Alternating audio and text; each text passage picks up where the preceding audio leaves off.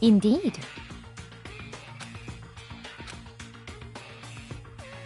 Ugh.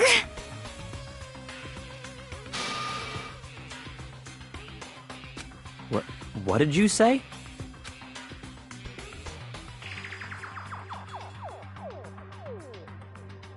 Why?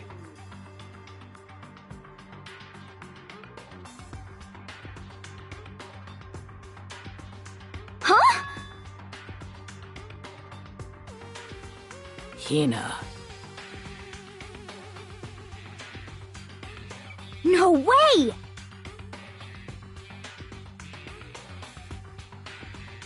No! Hina.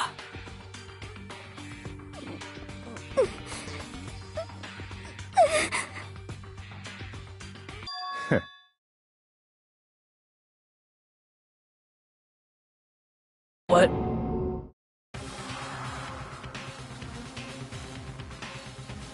Well...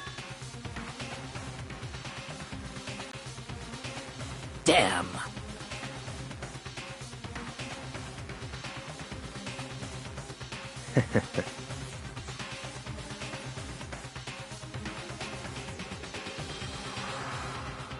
Bastard!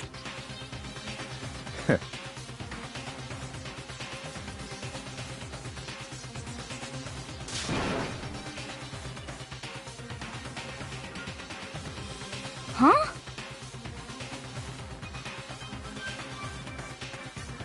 Damn.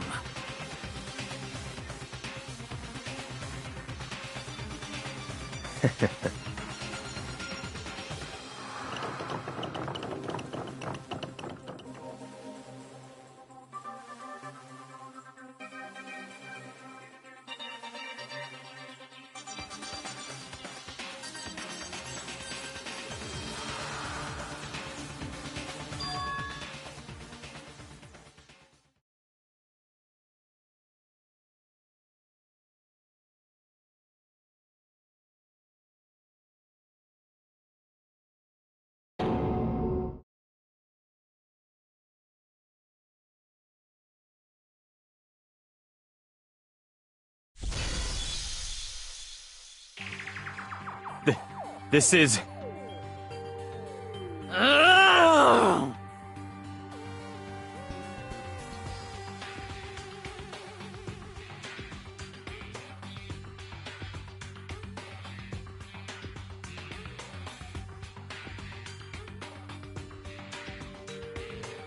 Huh?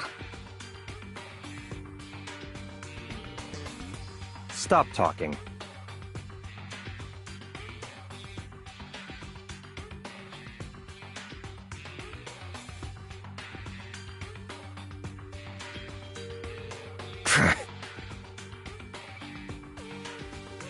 Ugh.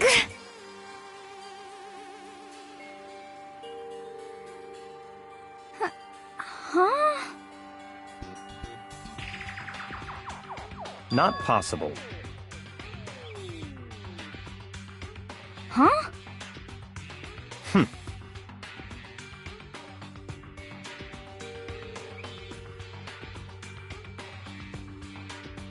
Well...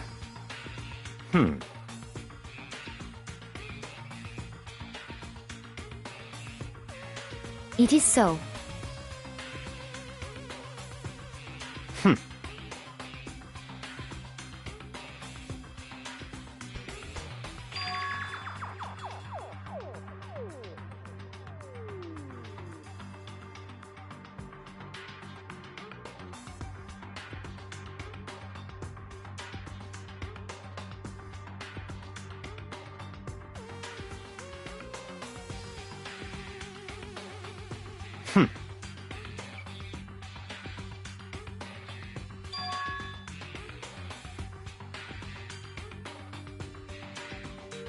That's fine. Let's see.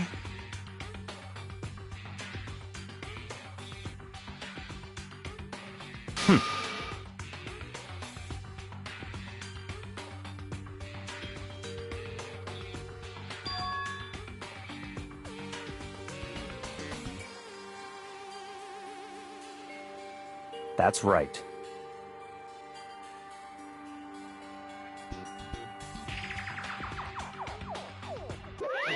Shing!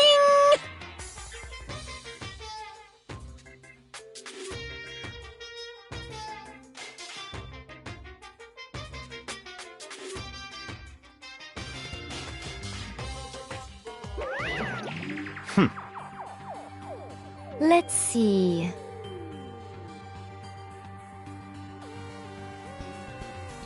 Perhaps.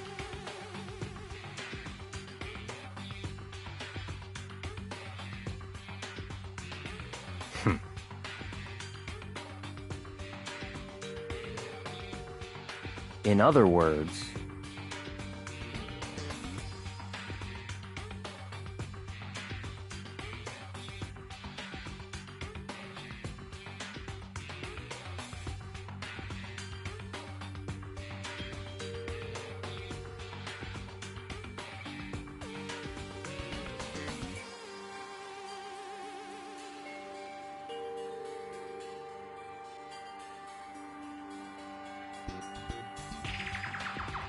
What?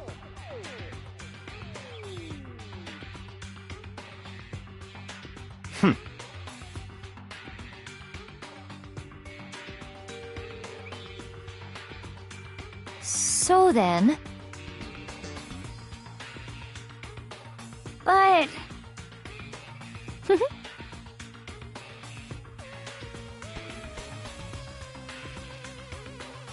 'Cause, I mean... Hina.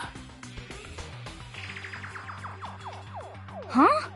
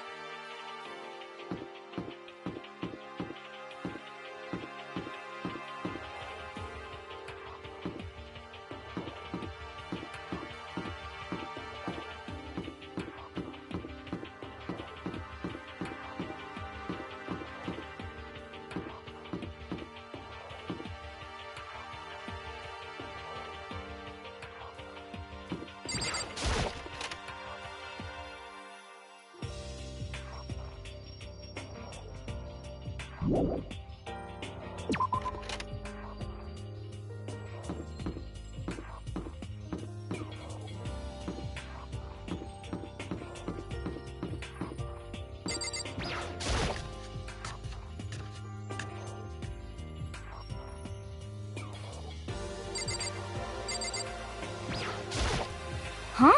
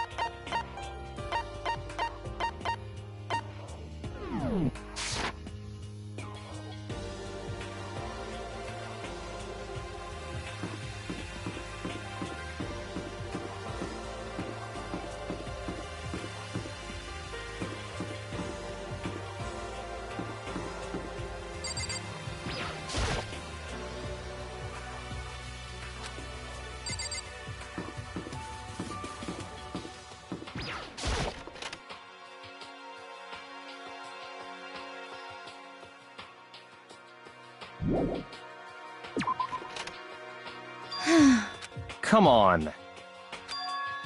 Indeed. Goodbye.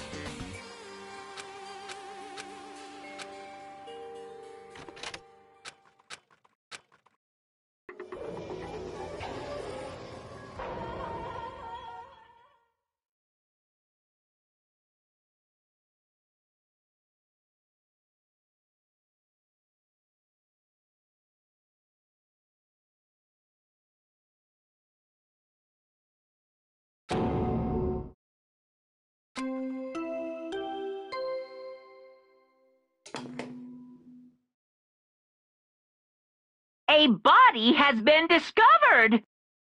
After a certain amount of time, which you may use however you like, the class trial will begin.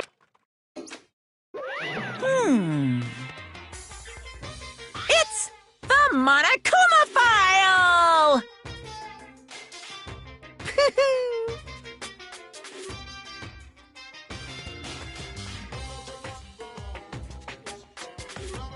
What?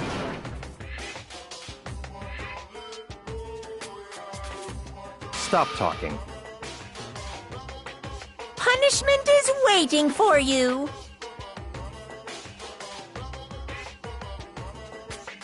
See ya later!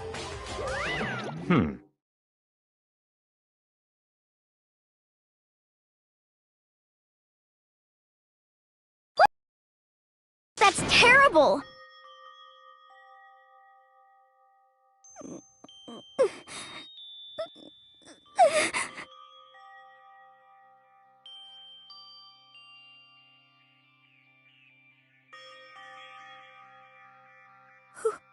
Who would do this? Why? Why?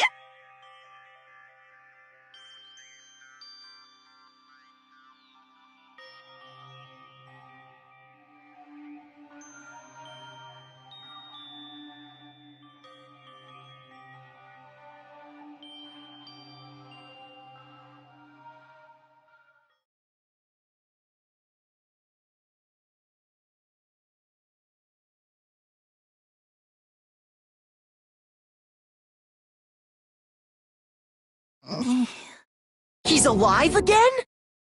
Where am I? Cold. So cold. Is winter coming? Hifumi! Wake up! Huh? That's right. I remember now.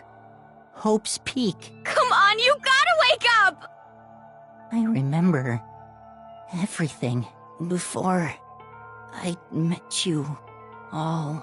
I met you all.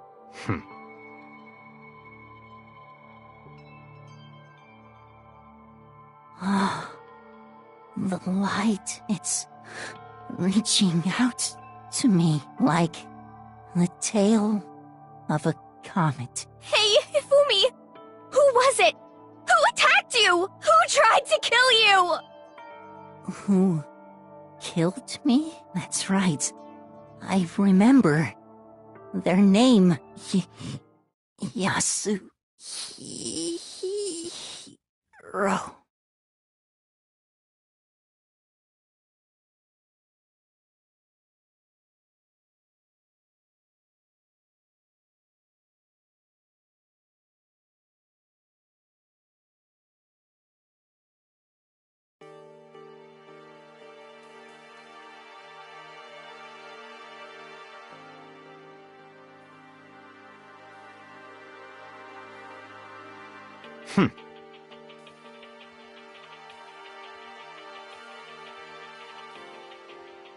Honestly.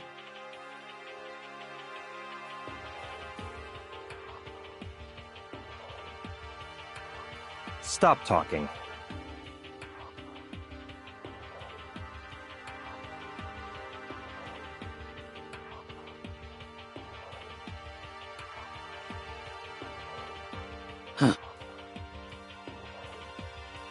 Then perhaps...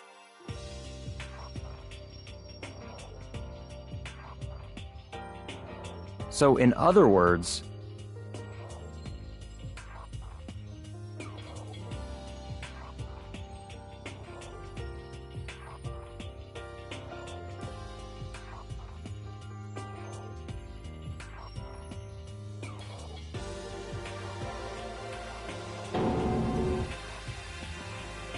What is this?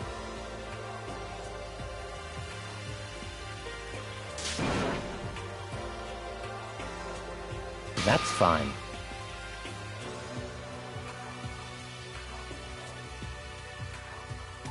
Tch.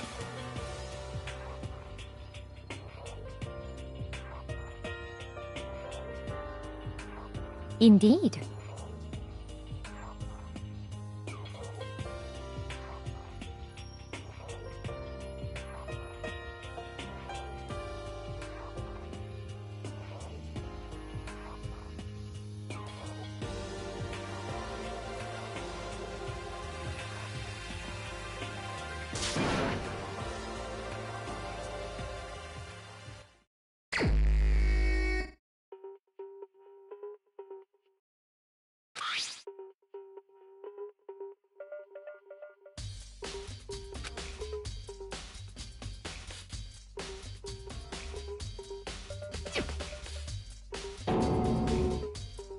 Very strange.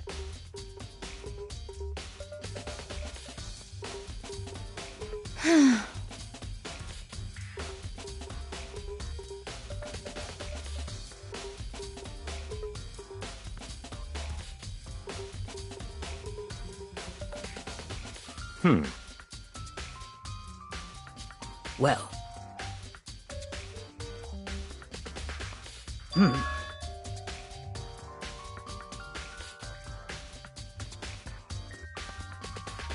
Perhaps.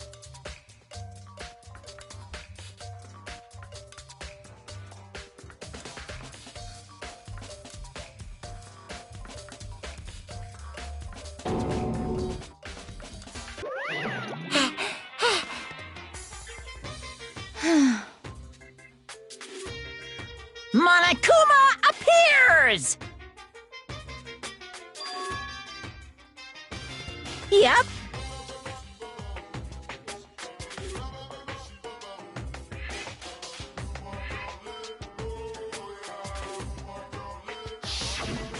Speaking of which, I'd like to ask the bear, if there is an accomplice, do they also become blackened? So you ask, and so I shall answer. Each murder is allowed to have an accomplice, but only the one who does the killing will get to graduate. So in other words, two people can work together, but one of them has no chance of profiting from it. Then there's no way anyone would work together, right? In other words,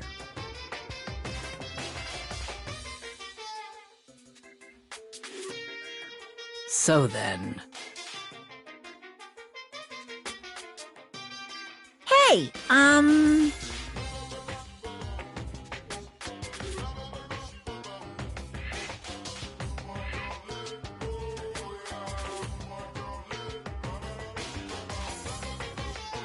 Phew!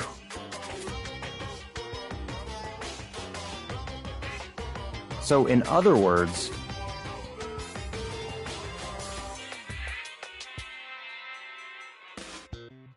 Well?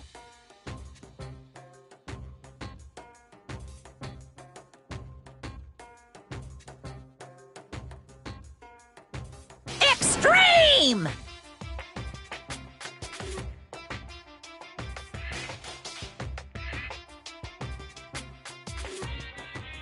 Well now.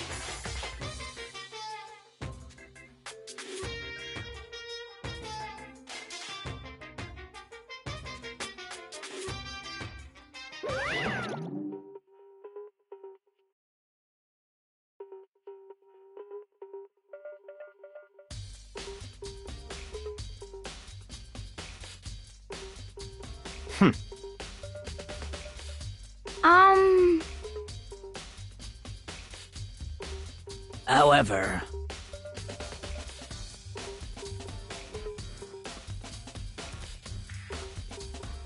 Indeed.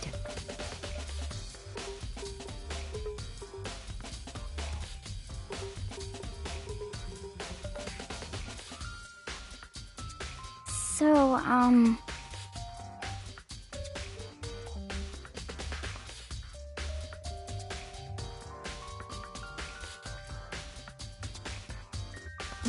What?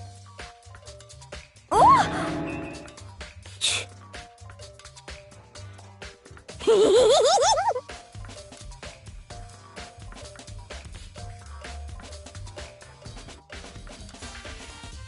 You SOB! Huh? You've gotta be kidding! What the heck?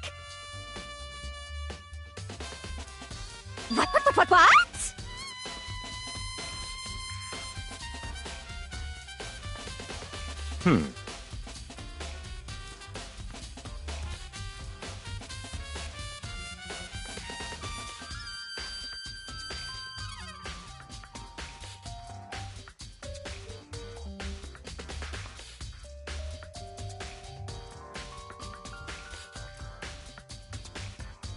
Yep.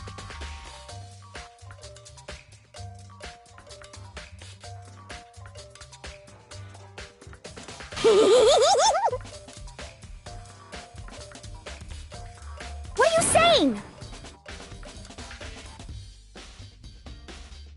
Let's see.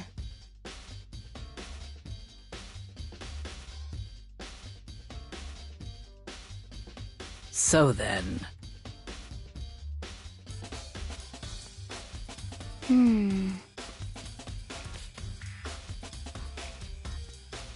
it's all clear now.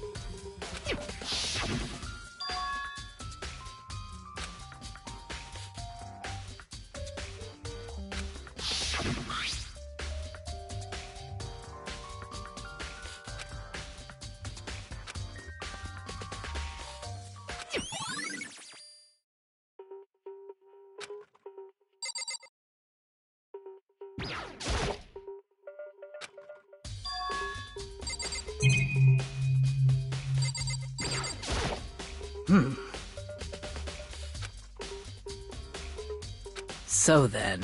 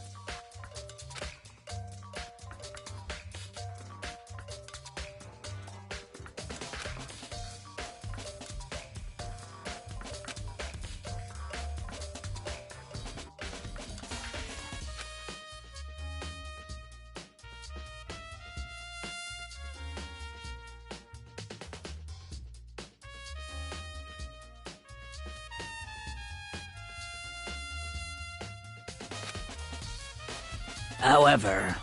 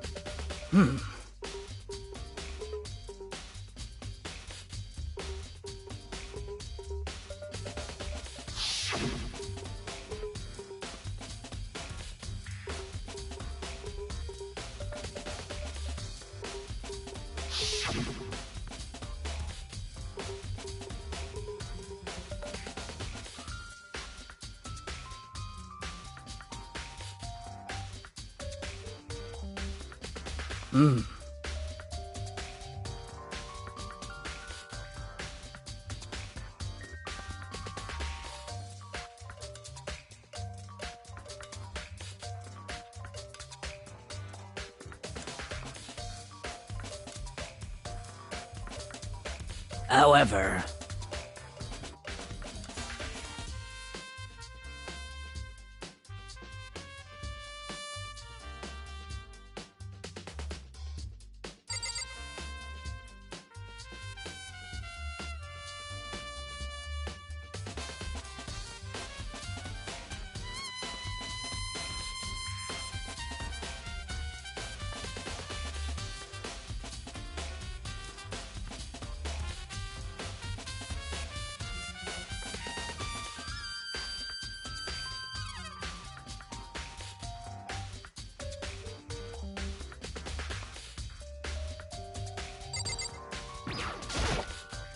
So, But...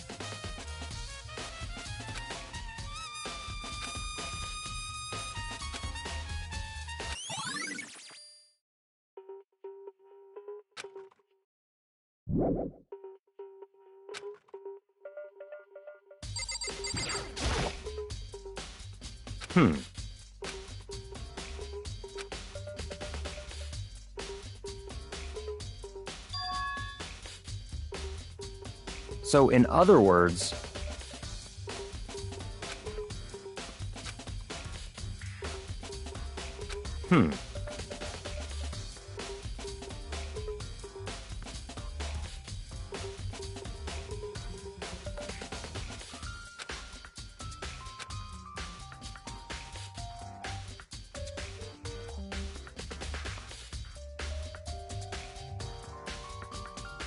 what?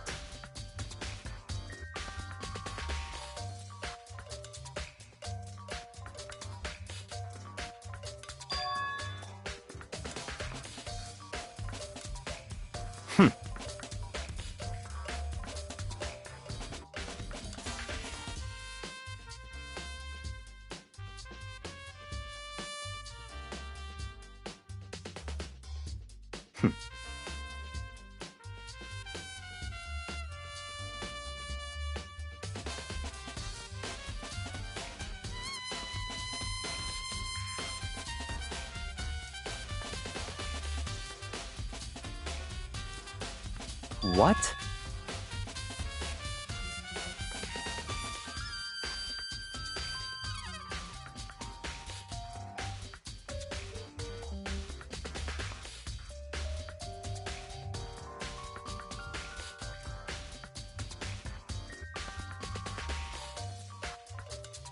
I see.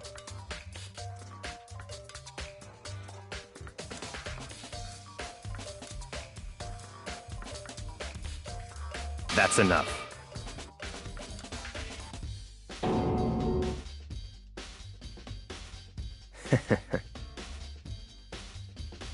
Goodbye.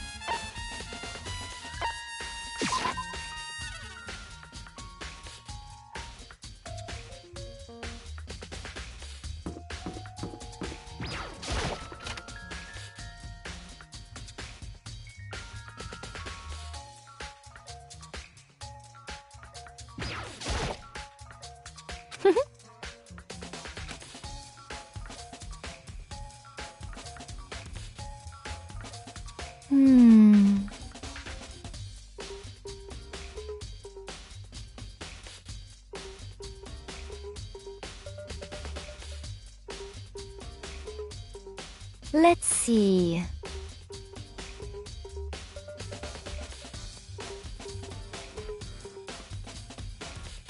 Yes, indeed.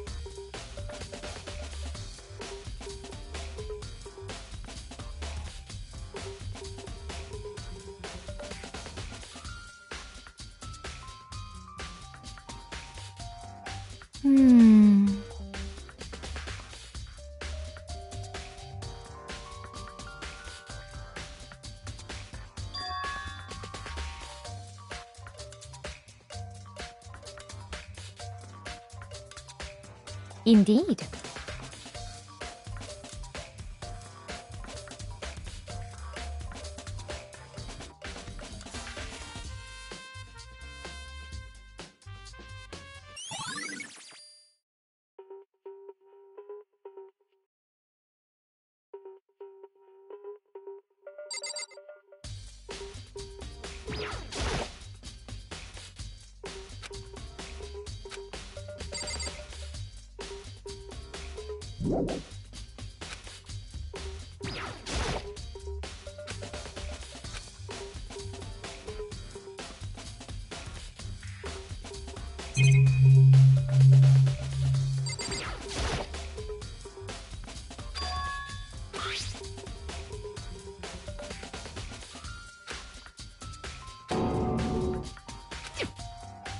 Oh. Huh?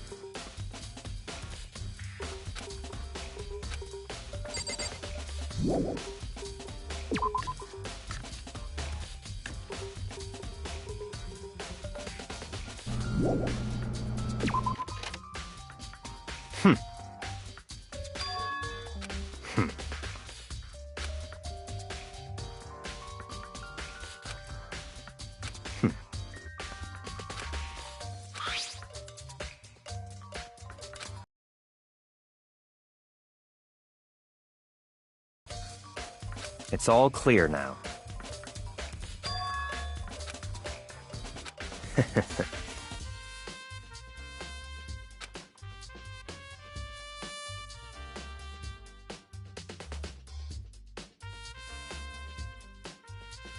Goodbye.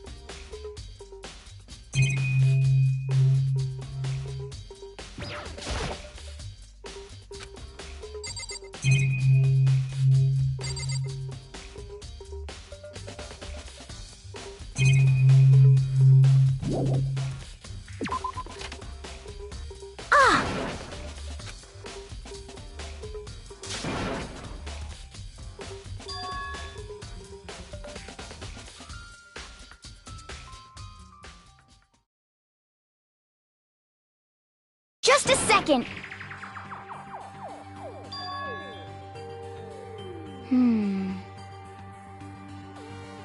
Okay.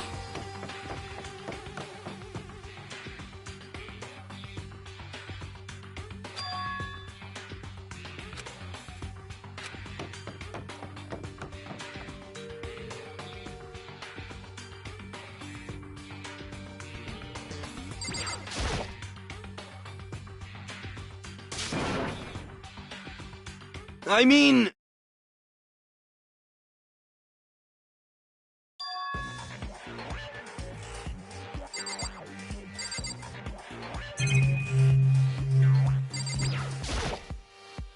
Huh? Oh, hey! Huh?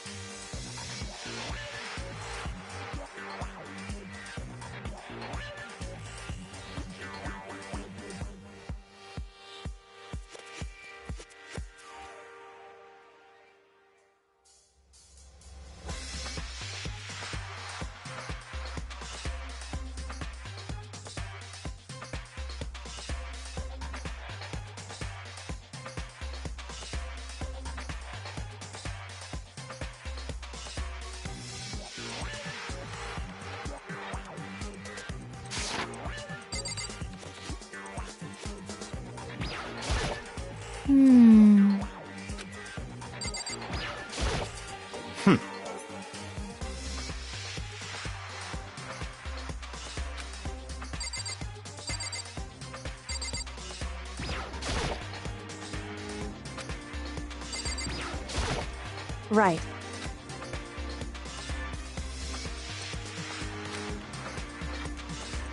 Don't be mean!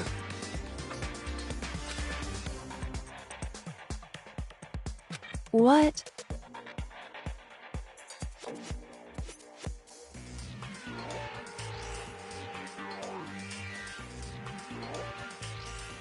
Well...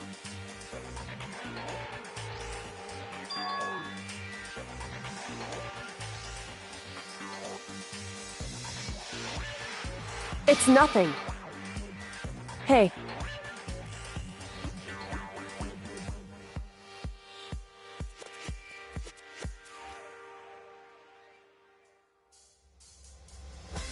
And?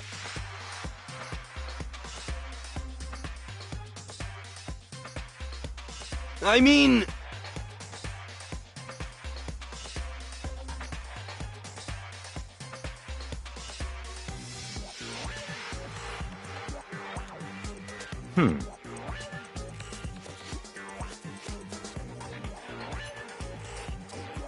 Huh?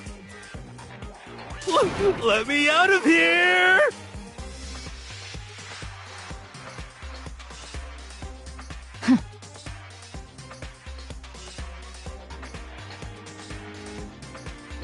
all wrong! It would seem...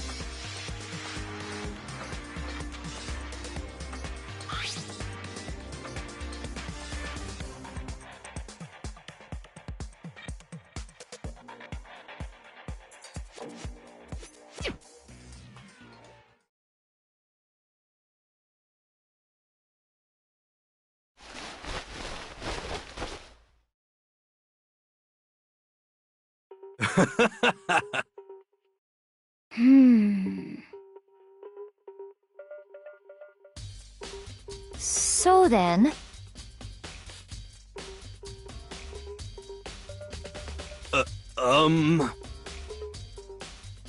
Honestly.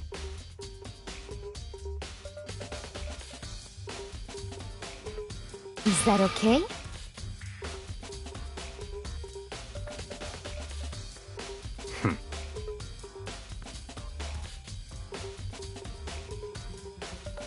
Could it be...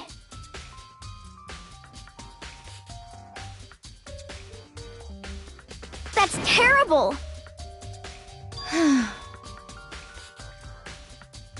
Just the worst. What?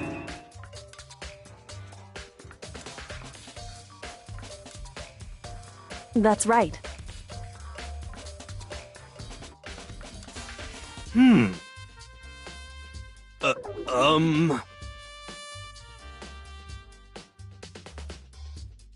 What the heck?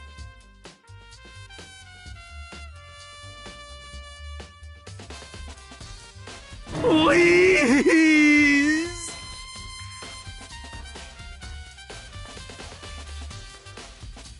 What are you saying?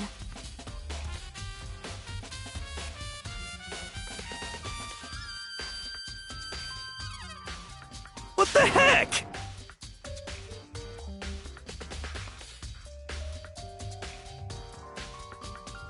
Okay.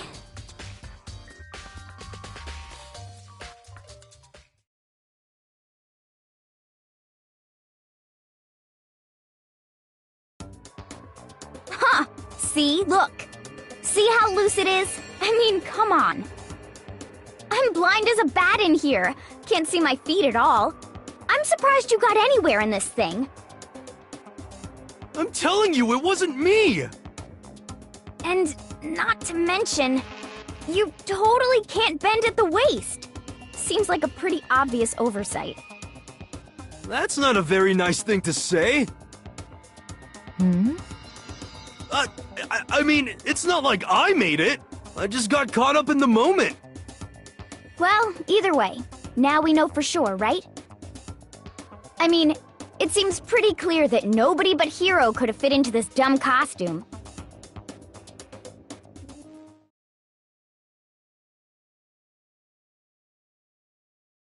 Ah.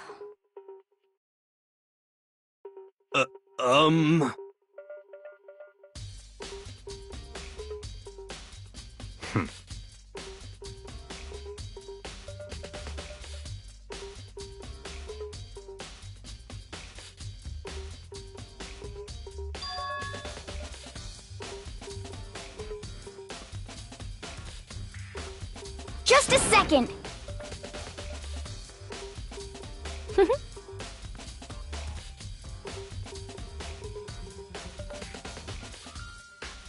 But...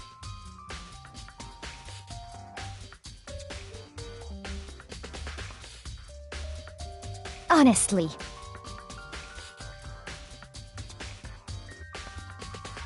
what the heck?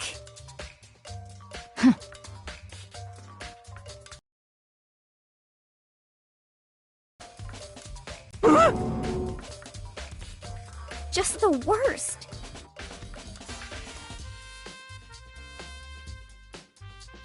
That's terrible! What?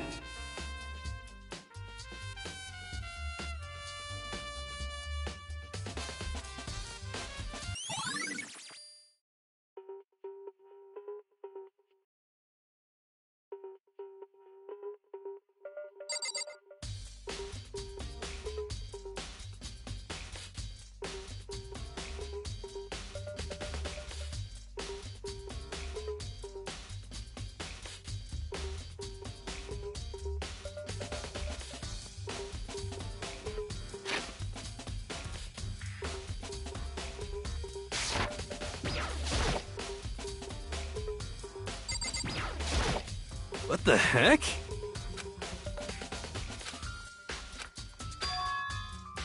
What? Just the worst. Please!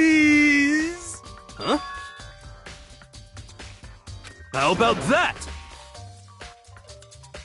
So then,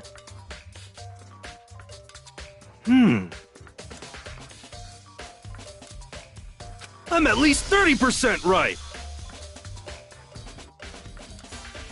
correct.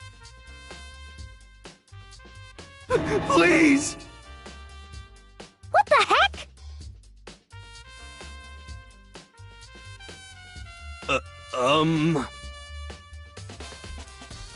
Oh, so then.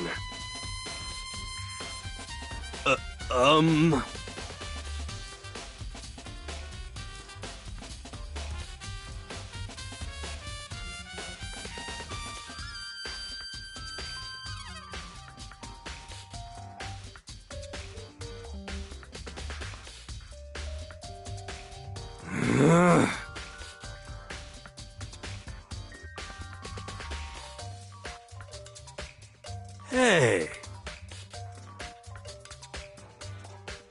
Just the worst. So,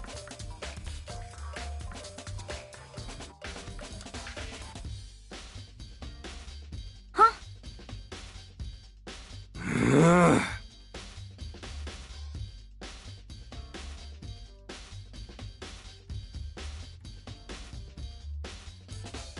Ah.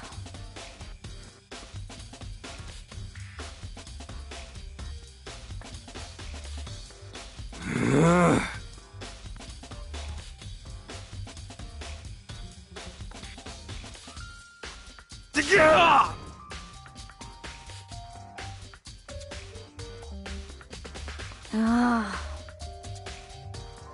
Don't be mean! Just a second.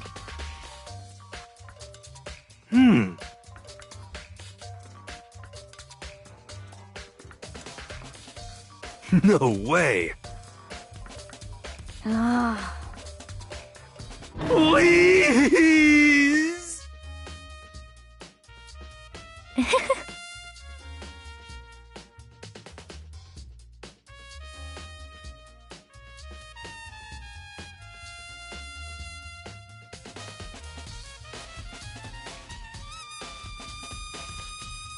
Ah!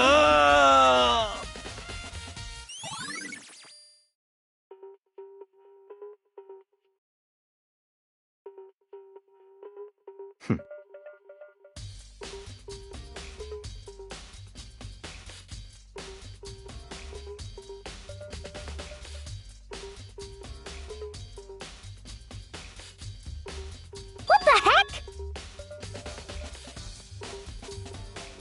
Ah! Just the worst.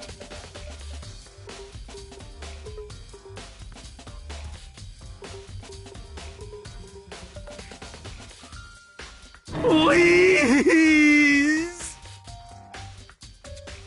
What are you saying?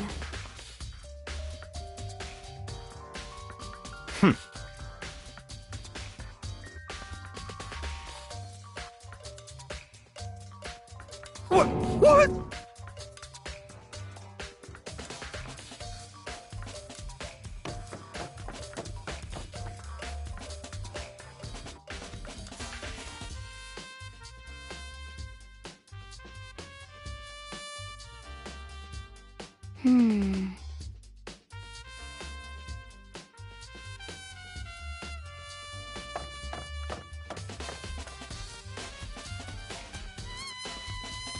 Makoto.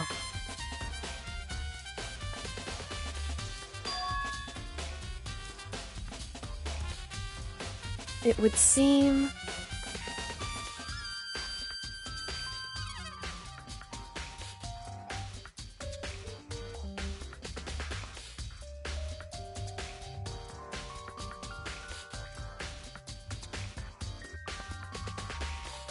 Why is that? Anyway...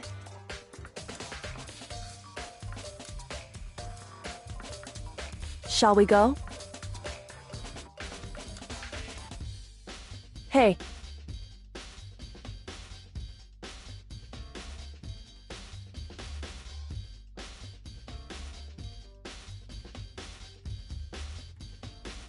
Correct.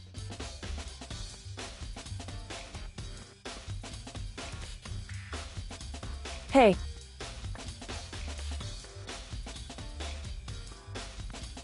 Anyway.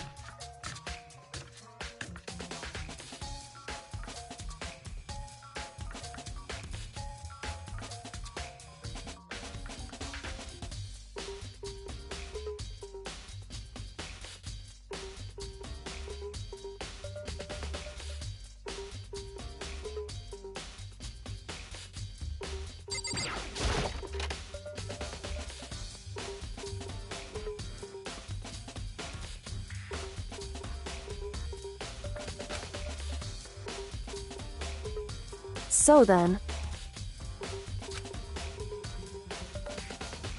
I knew it.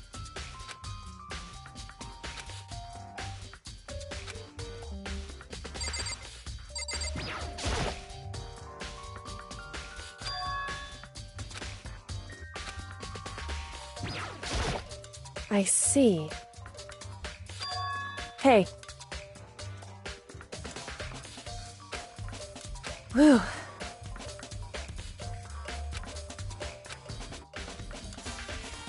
So then...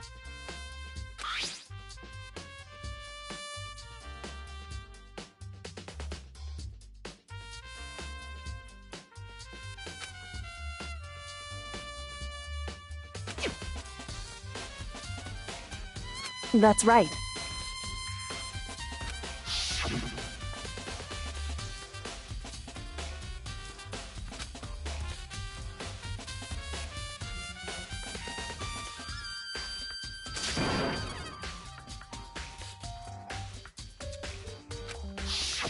In other words,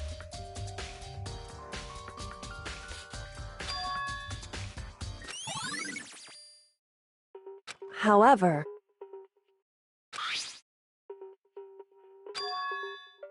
Makoto, because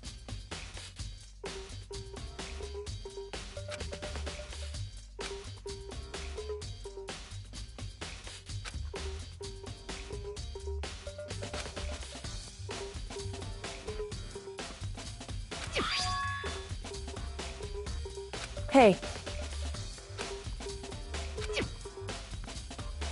is that right? So then...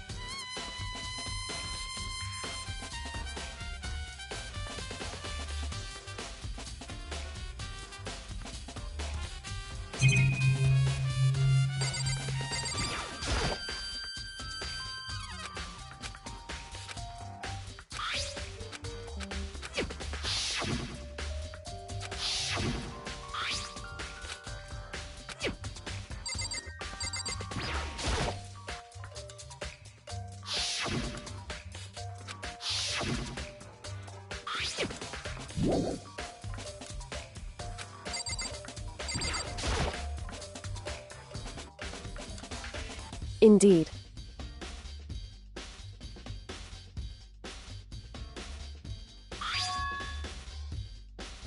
That's right. Indeed.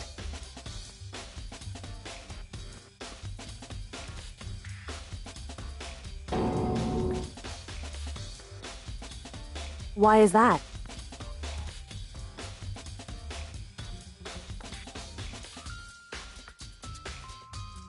Hey.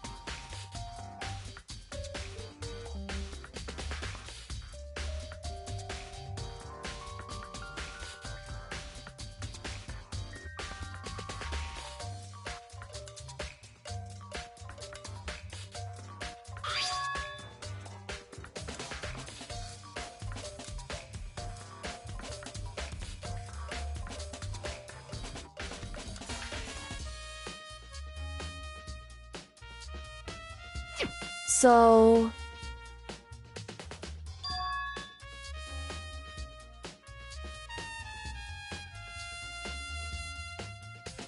However...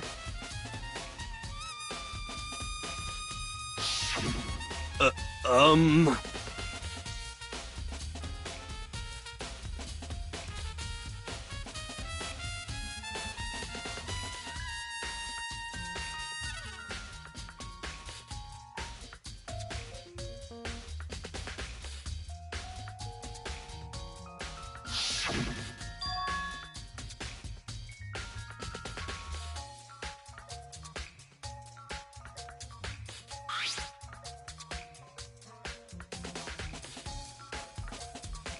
Is that right?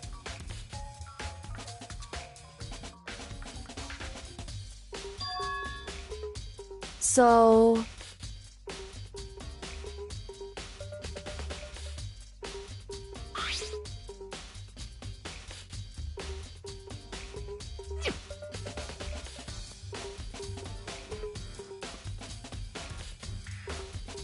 Hey.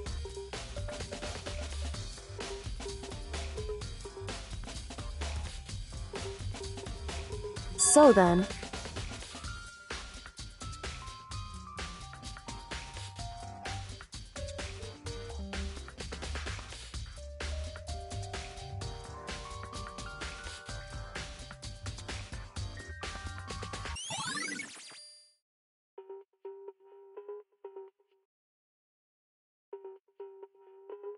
Hey.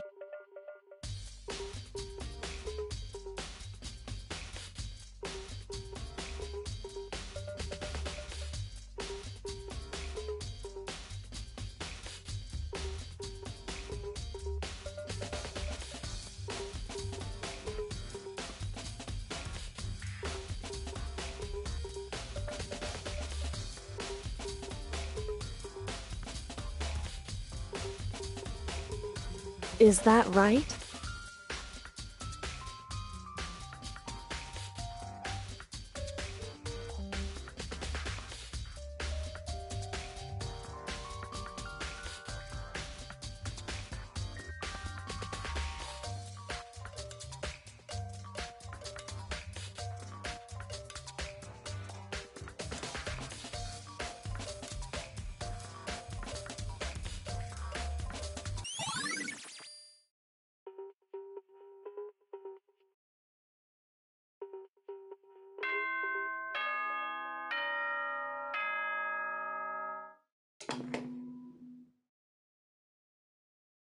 Are you excited? Are you pumped? It's time for the class trial to begin! Like the bright burst of fireworks, like the flash of a soul clashing with life and death. And so, with no further ado, everyone please meet at the usual spot. Make your way to the red door on the first floor of the school. See you soon! It would seem...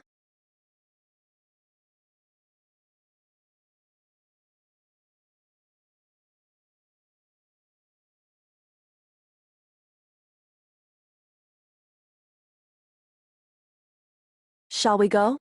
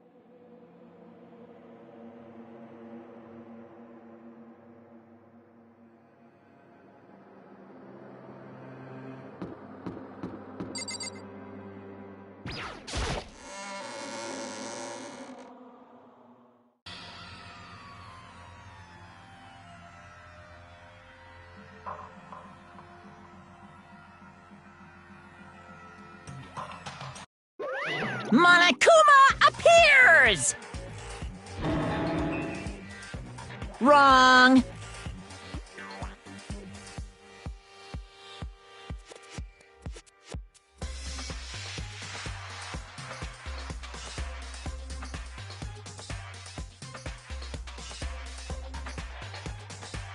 Whew. Boy, tough crowd. Stop talking. Okay. Hey! Hey!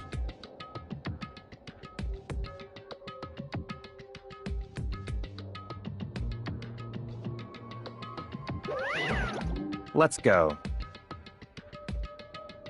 Please! What the heck?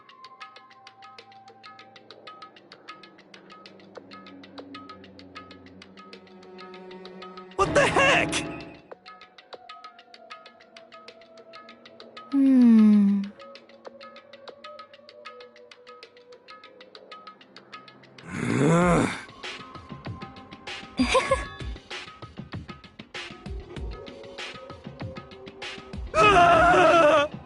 Hey,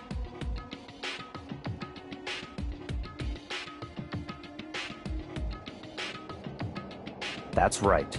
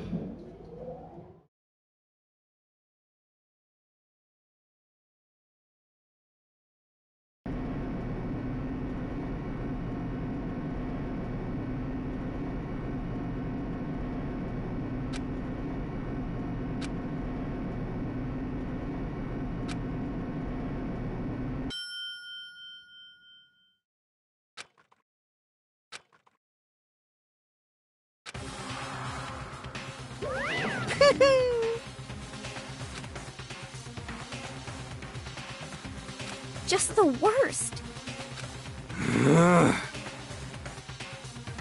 Wah?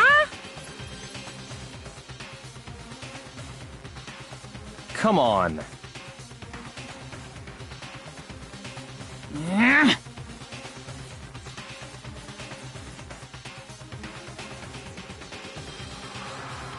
Yoo-hoo!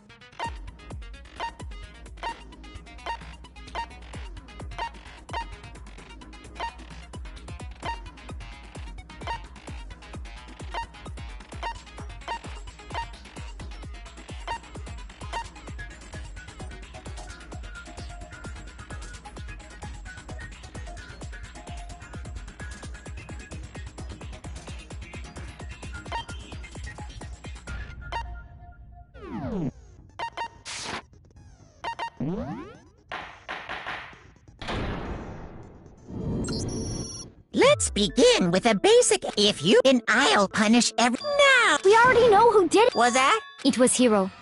He does not have an alibi for when the murders took place, and we found him in that suit. Don't try and deny it! You killed them! I didn't! Someone knocked me out! I was asleep the whole time! I don't know anything about it! Shut your murdering mouth, murderer! Who are you calling a murderer? I am sorry to say, Hiro, but we do have evidence. Blueprints for the suit. Parts we assume were used to build it. And all of it was found in your room. You have to admit, the evidence is quite compelling. It points to you as having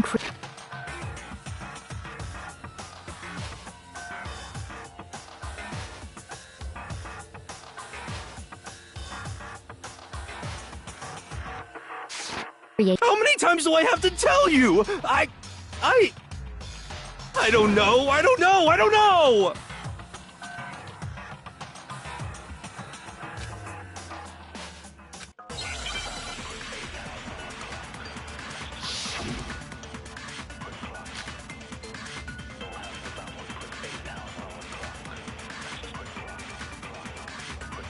everything.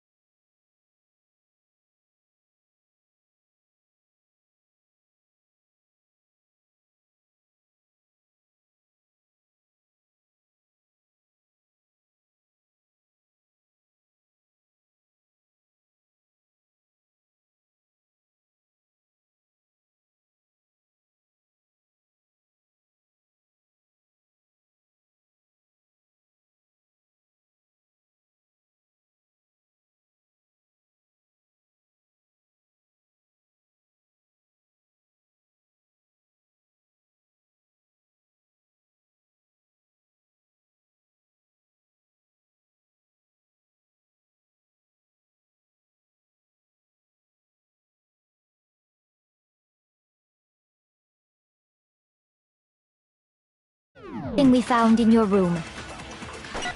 The blueprints, the suit parts, they are all proof enough that you are the culprit. I don't know anything about that stuff! It's not true, it's a conspiracy! Hiro, why? Why did you kill them? No! Just hold on a second!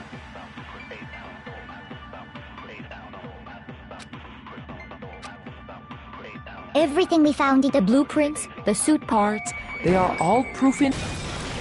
No, that's wrong!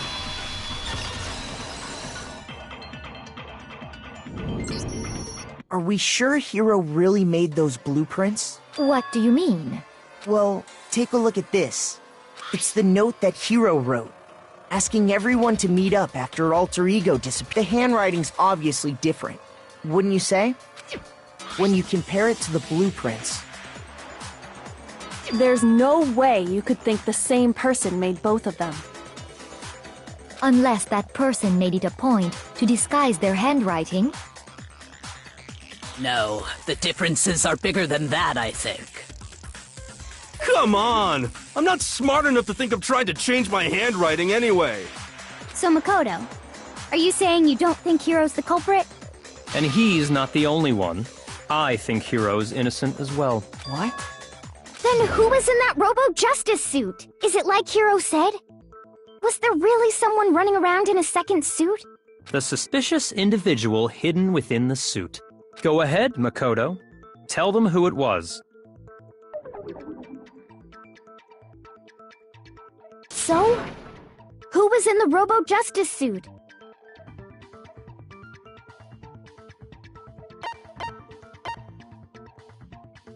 I got it! Other than Hiro, I can't think of anyone else it could have been. Obviously, he was the one in that particular suit, and we never found any kind of second suit. Then there can be no doubt. Hiro is the prime suspect. That doesn't make any sense!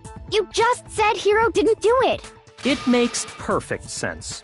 Hiro was the suspicious individual in the suit, but he's not the culprit. So what you're saying is... That's right. The culprit in this case has nothing to do with being in the Robo-Justice suit. What? Now that's a bold assumption! And what reason do you have to make such a statement? You do have a reason, yes? Of course. But before we get to that, there's something else we need to clarify first.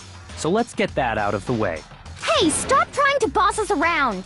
All things have a proper order. So what is it? What needs to be clarified? We must clarify the method of transportation for Taka's lifeless body. It would seem that his corpse was moved using certain particular items. Makoto, can you tell us what they were?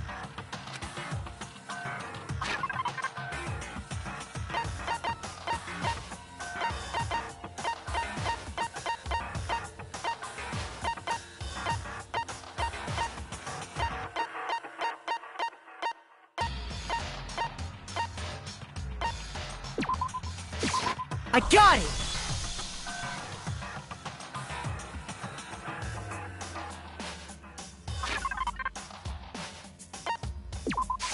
I got it! They were a dolly and a tarp, right?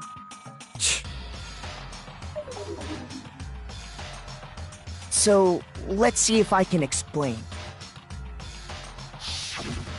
Taka's body disappeared from the equipment room, and then we rediscovered it in the repository.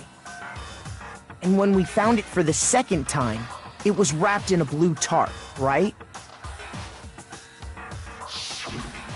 It was the same tarp that, up until then, was stored in the equipment room. So the killer must have seen it there, and decided to use it when they moved Taka's body. That way, they wouldn't leave any bloodstains while they were moving it. Okay, that explains the tarp. And the dolly? Same thing.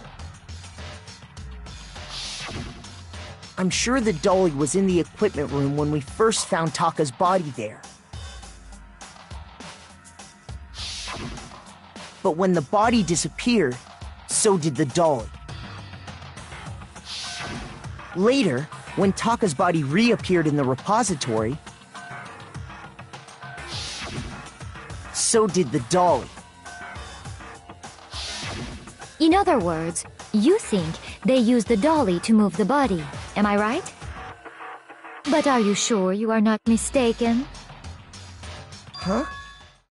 Are you absolutely positive the dolly was in the equipment room when we found Taka's body? That dolly was made specifically for moving large objects between the repository and the art room. It would be very strange indeed to discover it had made its way to the equipment room. Is it not possible that it was in the repository all along, and you simply didn't realize it?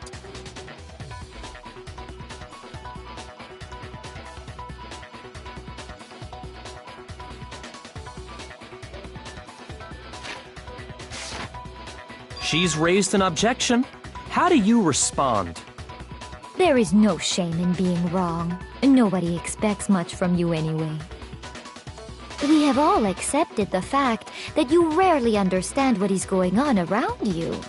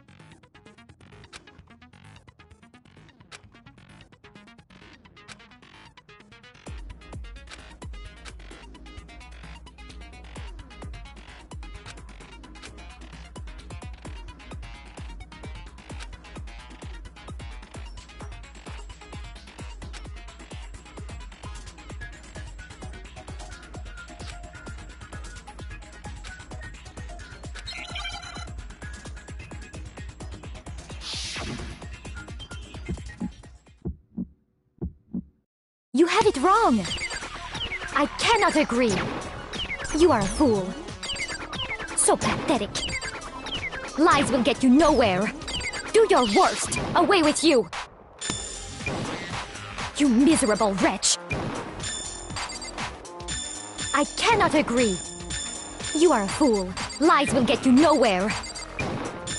Do your worst, you miserable wretch! You have it wrong! I cannot agree! You are a fool. So pathetic. Lies will get you nowhere.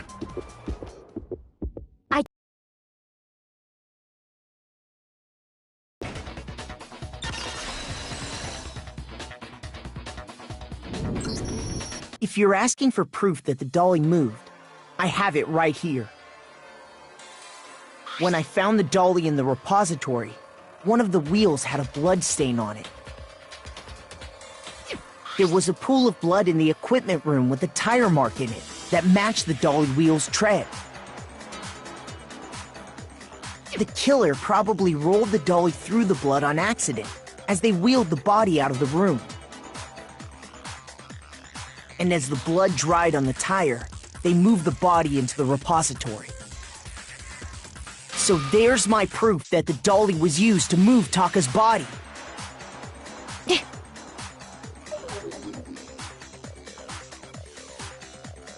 Well, anyway, that was just something we had to get out of the way.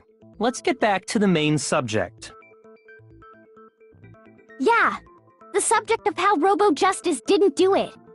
'Cause if it's not a killer robot, then what kind of robot is it? I'm not sure that really matters. I'd be happy to explain why the occupant of the suit couldn't possibly be the killer. If you look back on how the body was transported, it will become immediately obvious.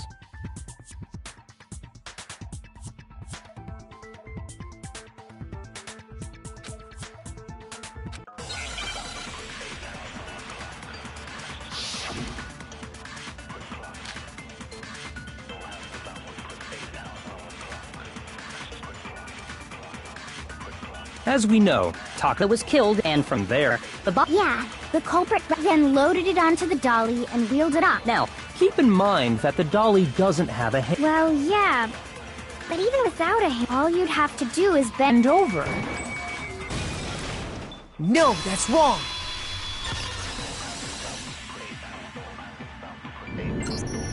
You're absolutely right that you could push a dolly without a handle if you stoop down low. But if you were wearing that suit, do you think you could actually get into a position like that? What do you mean? Think back to what you said when we were all checking out the suit together, remember?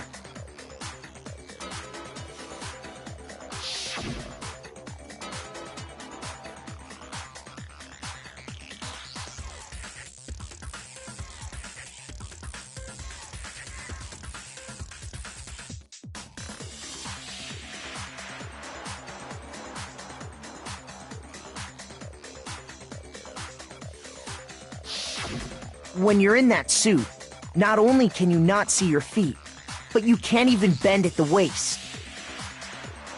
Am I right about that?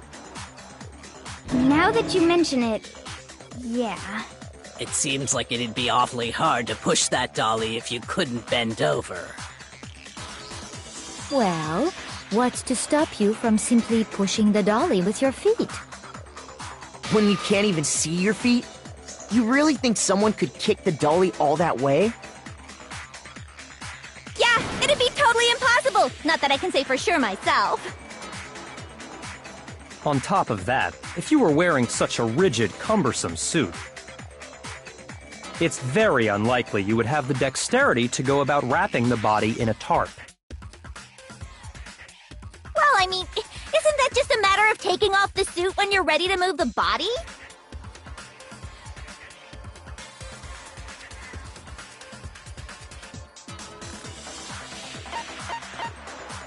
I got it! I don't think taking off the suit was an option. If you remember...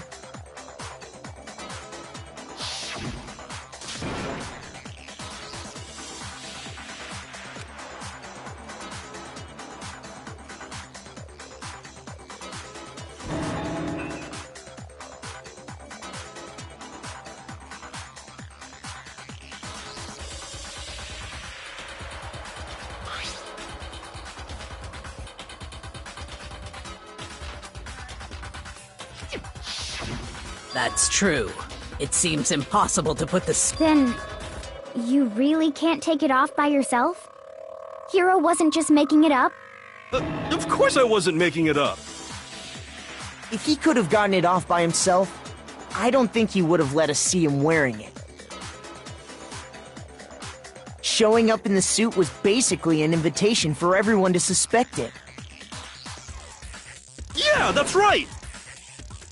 So, it's really, really true that Robo-Justice couldn't have moved the dolly? To be clear, whoever did move the body, it couldn't have been Hiro in the robot suit, correct? No, wait. Just a second, if you please. Have you forgotten about the picture that I took? You all got a good look at it, did you not? The image of Hifumi being dragged away by Robo-Justice? If whoever was in that suit is not the culprit, how do you explain that? Besides, do you remember what the now deceased Hifumi said?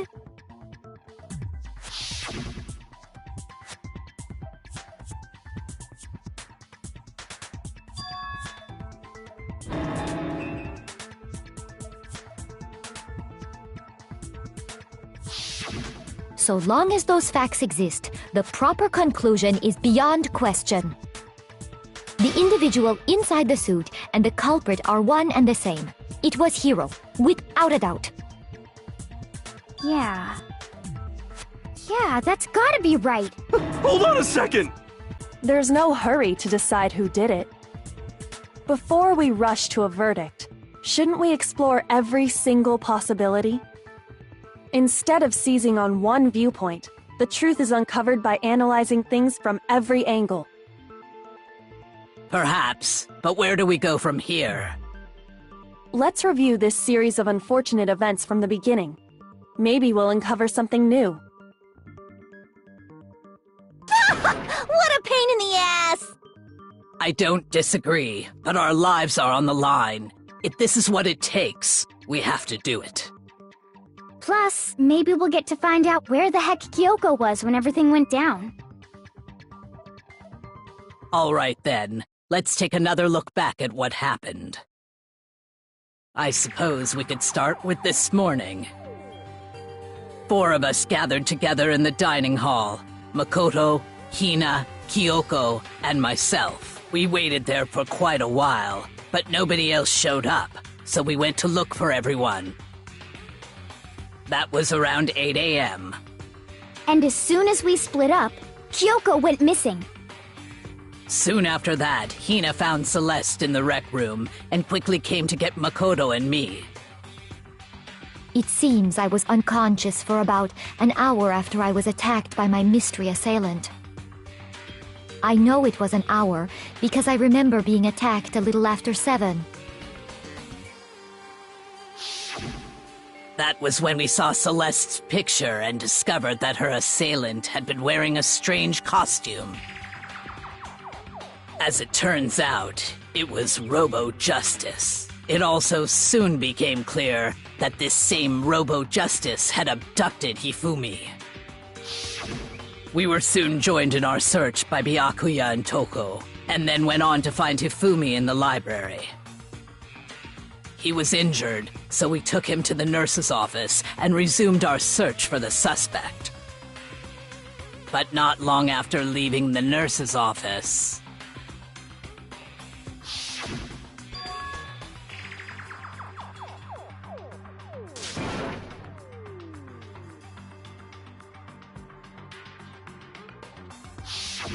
When Celeste told us that, we decided to split up and search the second floor.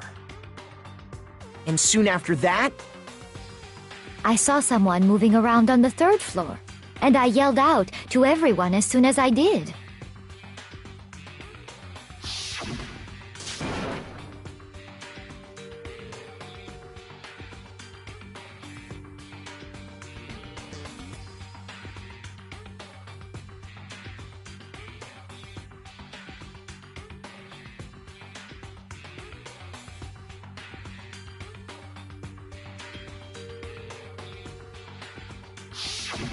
and then...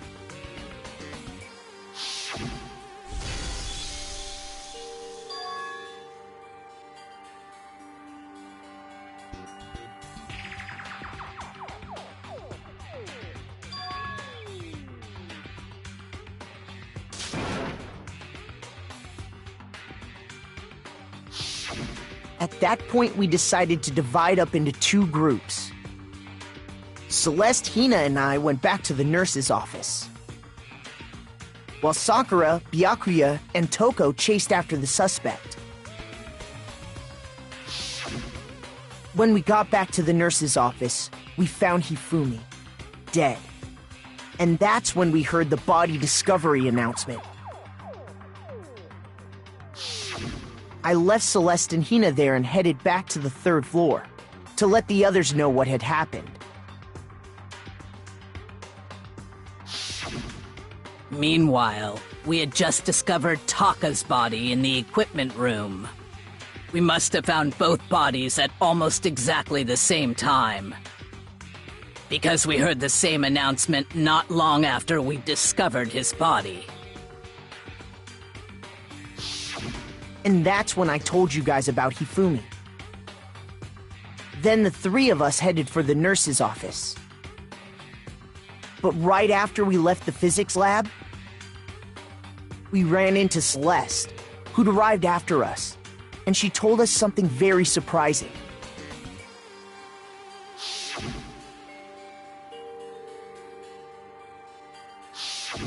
We rushed back to the nurse's office and saw that she was right.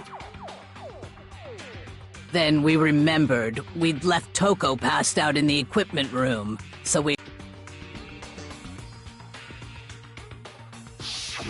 But when we got there, we discovered that now Taka's body had also gone missing. Next thing we knew, we were searching the school for two missing dead bodies. And after some time... Celeste informed us that she'd found the bodies, and we all headed to the repository, which is where we rediscovered the corpses.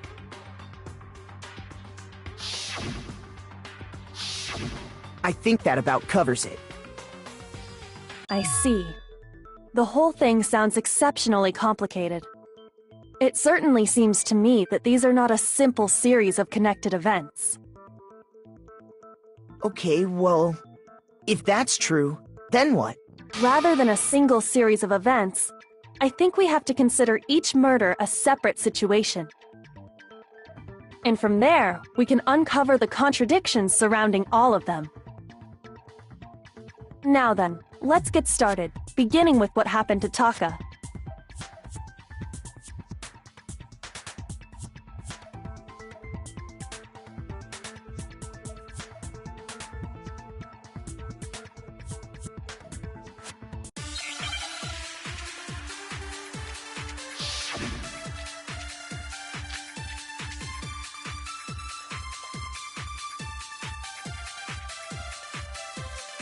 So, regarding Taka's death, I wonder if he died or perhaps it was after? We already know what order they were killed in. Taka came last What makes you say that? because of the numbering of the Justice Hammers. It's true that Hifumi was killed while Taka's death came from a swing of Justice Hammer 4. See? So it's obvious Taka came after.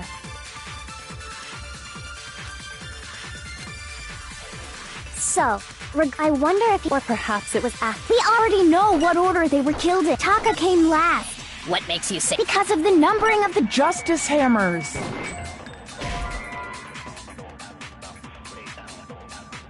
Shoot! So, regarding Taka's death, I wonder if he died or perhaps it was after. We already know what order They were killed in. Shoot! So, I wonder if or perhaps it was. We already know Taka came last What makes you say because of the numbering of the. It's true that while Taka's death. See? So it's obvious Taka came after. So, I wonder if he or perhaps it was. We already know what order they were killed in. Taka came last What makes you say that? because of The numbering of the Justice Hammers. It's true that while Taka's death. See? So it's obvious Taka came. So, I wonder if he died or perhaps it was. We already know. What order they were killed in. No, that's wrong!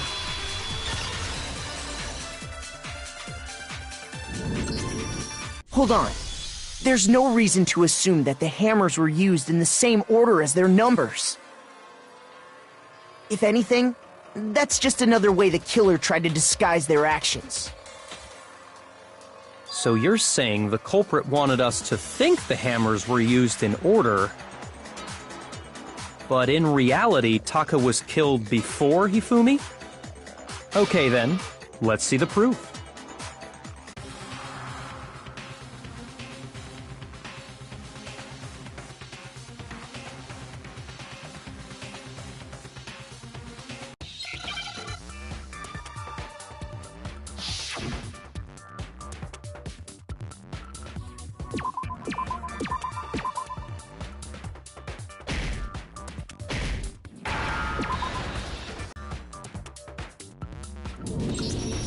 I've got it! Taka's wristwatch! See? Look! It broke with the hands pointing just past 6 o'clock. It must have gotten broken when he was attacked by the killer. Because as of last night,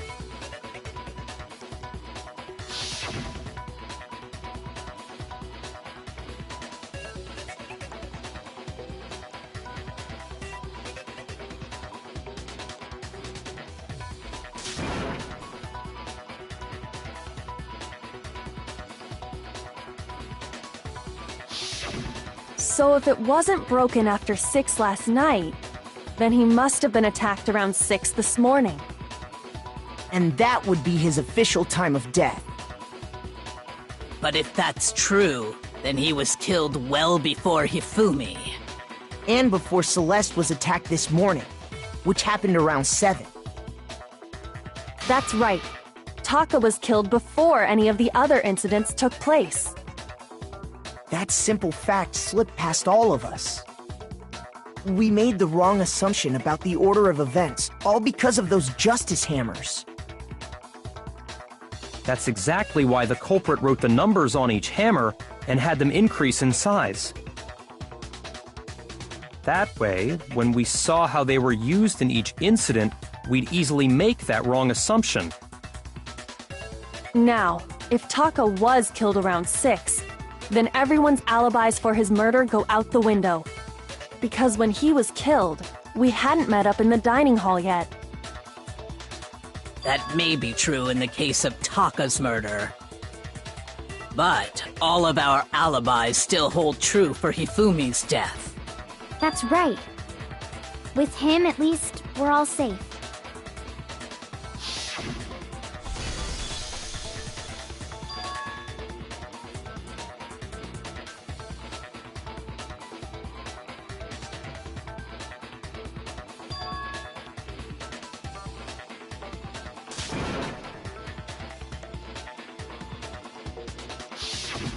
When we heard Hifumi screaming, we were all together. Except for Hiro and Kyoko. Then we all ran down to the nurse's office, and that's where we found his body. That's totally true! We're all in the clear! Oh, I know! They must have recorded him screaming on a tape or something, then played it later on! If that's true, where's the tape? I don't know. Don't just go making stuff up! Anyway, we all have rock-solid alibis for when we heard Hifumi scream. Since all of us were there together, clearly none of us could have killed him. And it does not stop there. There was also the moment when we discovered his body had disappeared. When his body vanished from the nurse's office, Hina and I were in the bathroom together, while everyone else was in the equipment room, correct? And then there's the disappearance of Taka's body from the equipment room. At that time, we were all gathered together in the nurse's office because of Hifumi going missing. Well, don't forget, I was passed out in the equipment room the whole time. Wait, then what if Genocide Jill did it? She could have dragged Taka's body out of there right then! Even if she could pull that off, there's no way she could have done the same with Hifumi's body. Because, as we just established, she was passed out in the equipment room when his body disappeared. Besides, I didn't do either of them anyway. In other words, it is impossible that any of us could have killed Hifumi or moved either of their bodies. On the other hand, Hiro and Kyoko had disappeared, so they most certainly could have done those things. So what now, Kyoko? For now, we can't get fixated on who did it, or we'll just keep going around in circles. So instead of who, I propose we start talking about how. In particular, I think we need to figure out how Hifumi's body got moved. That's true. We searched everywhere, but we couldn't figure out how to explain his body disappearing. And according to what Celeste said,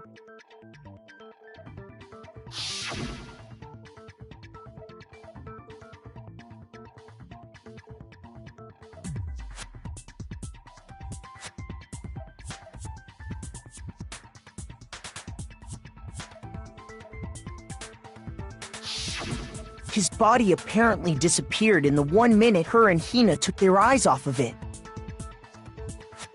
But to carry that much weight from the first floor up to the third in that short amount of time? Oh man, yeah! There's no way! It'd be impossible! Well, what if I told you there was a way to make the impossible possible? What? How? If the dead body were to move itself. The dead body moved on its own? No! Not another ghost! I don't think it has anything to do with the occult. I think what she's implying is, we thought Hifumi was dead, but perhaps in reality he was still alive. He was alive? Are you saying Hifumi wasn't carried out of the nurse's office, but simply walked out on his own? But I mean, we found his body. He was dead. Perhaps he was simply playing dead.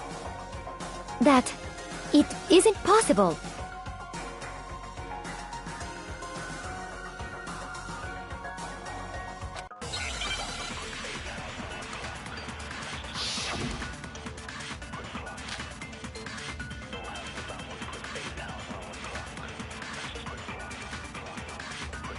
Are you saying that when we first found Hifumi in the nurse, there's a chance he was actually still alive? No, it is impossible. Hifumi was dead. Without a doubt. And you know that shortly. You heard the body discovery announcement along with the rest of us. Hifumi's dead body had been found, and that is why the announcement was made. Are we really? Maybe the announcement was intended to signal someone else's discovery.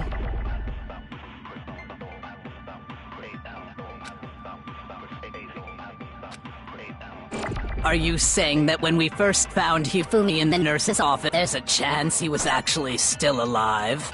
No. It is Hifumi was dead. And you know that Shortly, you heard the body discovery announcement. Hifumi's dead body had been found. No, that's wrong.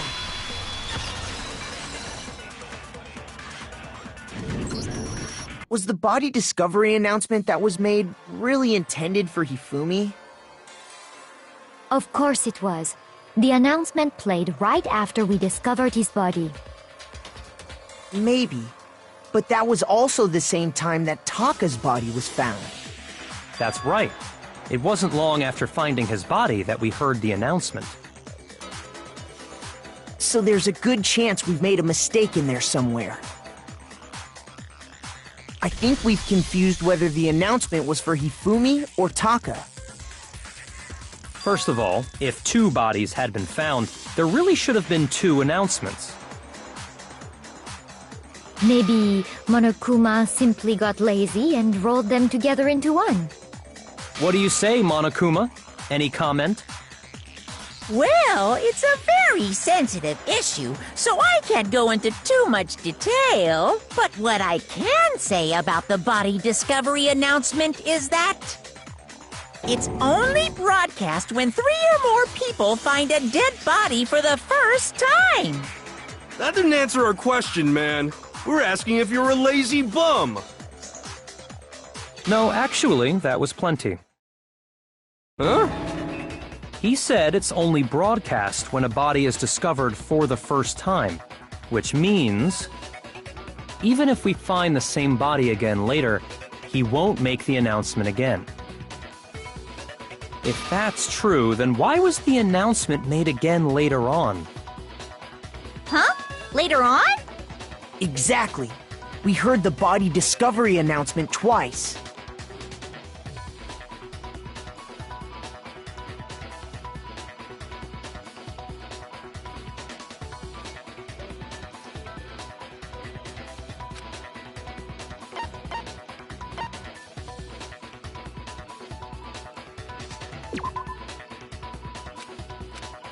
Shoot!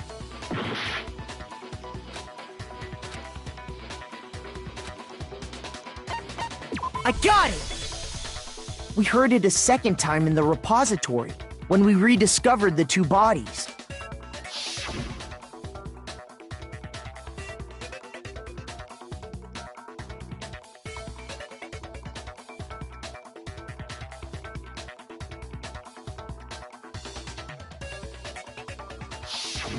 It didn't seem weird at the time, but it contradicts what Monokuma just told us, doesn't it? Exactly. If we were actually rediscovering both bodies, the announcement shouldn't have played.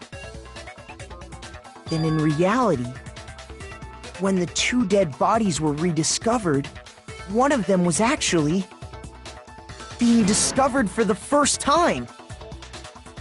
So, when we found Hifumi the first time in the nurse's office, he wasn't actually dead yet.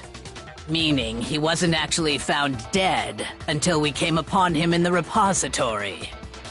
And that's just part of it. There's one other thing that leads me to believe he was still alive in the nurse's office.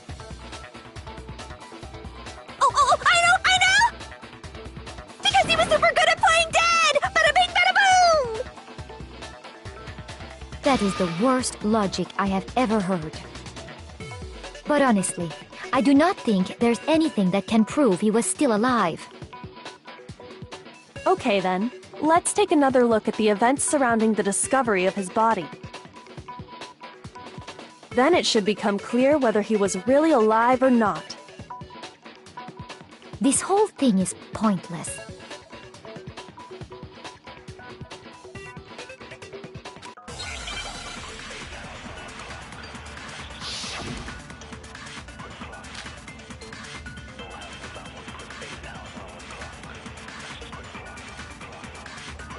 Well, here's one thing we do. The first time we found him, and then, his body disappeared. And the next time it was in the... But when you compare his body before being moved, other than the change in how it was positioned... Shoot! Well, here's one. The first time we found him, and then, his body disappeared. And the next time it was in... But when you compare his body before, other than the change in how it was positioned, there was no notable difference. No, that's wrong!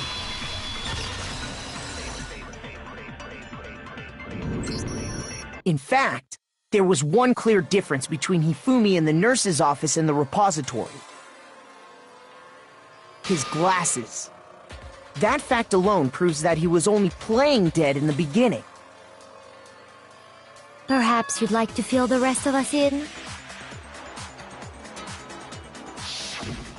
When we found Hifumi in the nurse's office, his glasses were covered with blood. But when we found him again later in the repository, they were spotless. And I found the item he used to wipe them clean in the nurse's office trash can.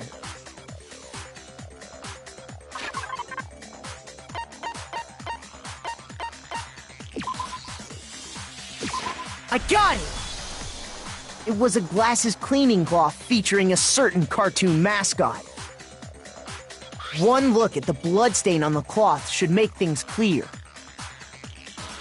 This piece of cloth was used to wipe Hifumi's glasses clean. And the mascot on the cloth is the same one that's on the digital camera, right? And whose digital camera was it? Hifumi's, of course. The character was Princess Piggles from Demon Angel Pretty Pudgy Princess, I think. I highly doubt anyone but Hifumi would have brought something like this to school. I see your point, and the only people here who wear glasses are... I wouldn't be caught dead using a tacky piece of garbage like that. A few tissues is all I need to keep my glasses clean. Then there's no question. It belonged to Hifumi. So what you're saying is... what exactly? What I'm saying is, the blood on his glasses was wiped away using his own glasses cleaning cloth. Even if that is true, it does not mean he wiped the blood off himself. But who would benefit from a clean pair of glasses other than the glasses owner? That's a good point. Then it must have been him, right?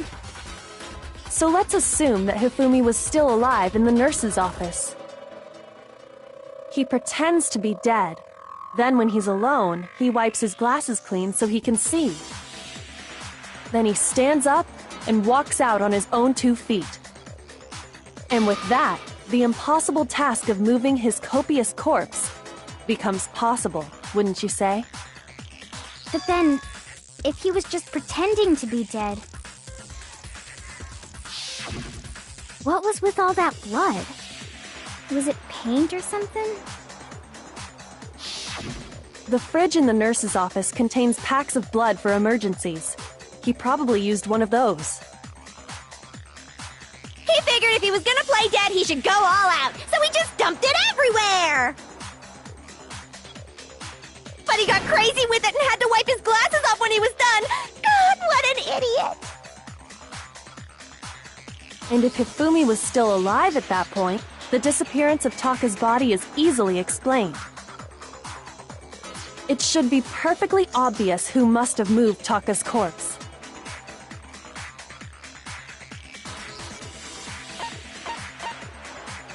I got it! It could only have been Hifumi. While we were all gathered in the nurse's office, he went to the equipment room and took Taka's body. That also explains how the door to the repository got locked. The door was locked? Well, after the bodies disappeared, we all went looking for them, right? so me and Sakura headed for the repository. But when we got there, the door was locked. And the repository door can only be locked from the inside. Which means when Hina and Sakura got to the repository, someone was already inside. And it could only have been Hifumi, who just finished stashing Taka's body there. He convinced us all he was dead, and when he saw his chance, he dragged Taka's body to the repository. So, Hifumi wasn't just another victim in this case. He was one of the assailants. But that means he took part in the murders. I just can't believe it. If you're having trouble, would you like me to show you one more piece of evidence? There's more? Oh, absolutely. The single biggest fact pointing to his involvement has yet to be revealed. You know what I'm talking about, right, Makoto? The item he took off of Taka's lifeless body?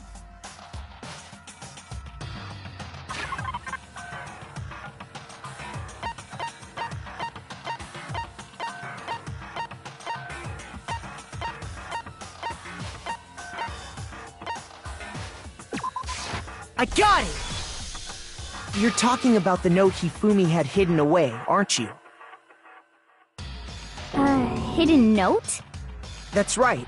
We found it stuffed in his pants. What? In his pants?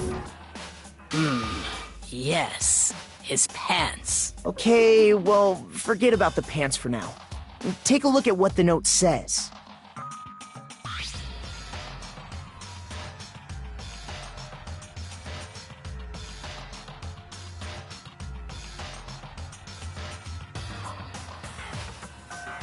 Ah! That's the note I was telling you about! The one that told me where to go! Huh? Wait, this one's a little different. In my note it said, Monokuma can't find out, so don't tell anyone else for now. Let's meet in the rec room at 1 a.m. I see. Then this note isn't the same one Hiro got. It's not the same? In other words, the killer got in touch with another person besides Hiro. And that person could only have been... I got it! That's right! Taka! The killer used this note to draw out Taka and murder him. Hello? Over here! Objection! Objection! I don't really understand what's going on, but Hifumi had that letter, right? So whoever wrote it wasn't drawing out TikTok, they were drawing out Huffy! Just to be clear, TikTok is Taka and Huffy is Hifumi, right? Ugh! Yes! Why must you ruin it every time?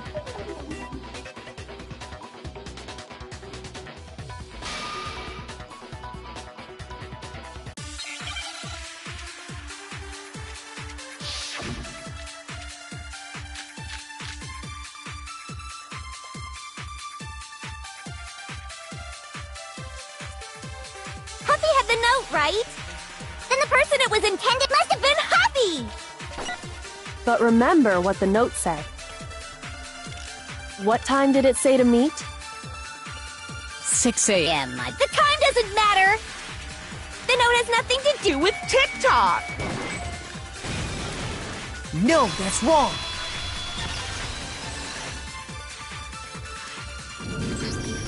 No! There absolutely is a connection! What the hell are you talking about? The note said to meet at 6 a.m., which is the same time Taka was murdered. We've already proven that using his wristwatch. But there's more. Look where the note says to meet. The equipment room, right? Which is where Taka was killed. I see. So, Taka was murdered at both the time and place written in the note. I think that should be plenty to show that this note was definitely meant for Taka. Well, when you put it like that... No further objections! Then someone used that note to trick Taka, just the same as me. Ugh, the culprit really is a cold-blooded monster, telling people they found a way out. But if they gave the note to Taka, what was Hifumi doing with it? Stuffed down his pants, no less! Most likely. Hifumi stole it off Taka's corpse after he died. Huh? He stole it? Where's your proof? Go ahead, show us.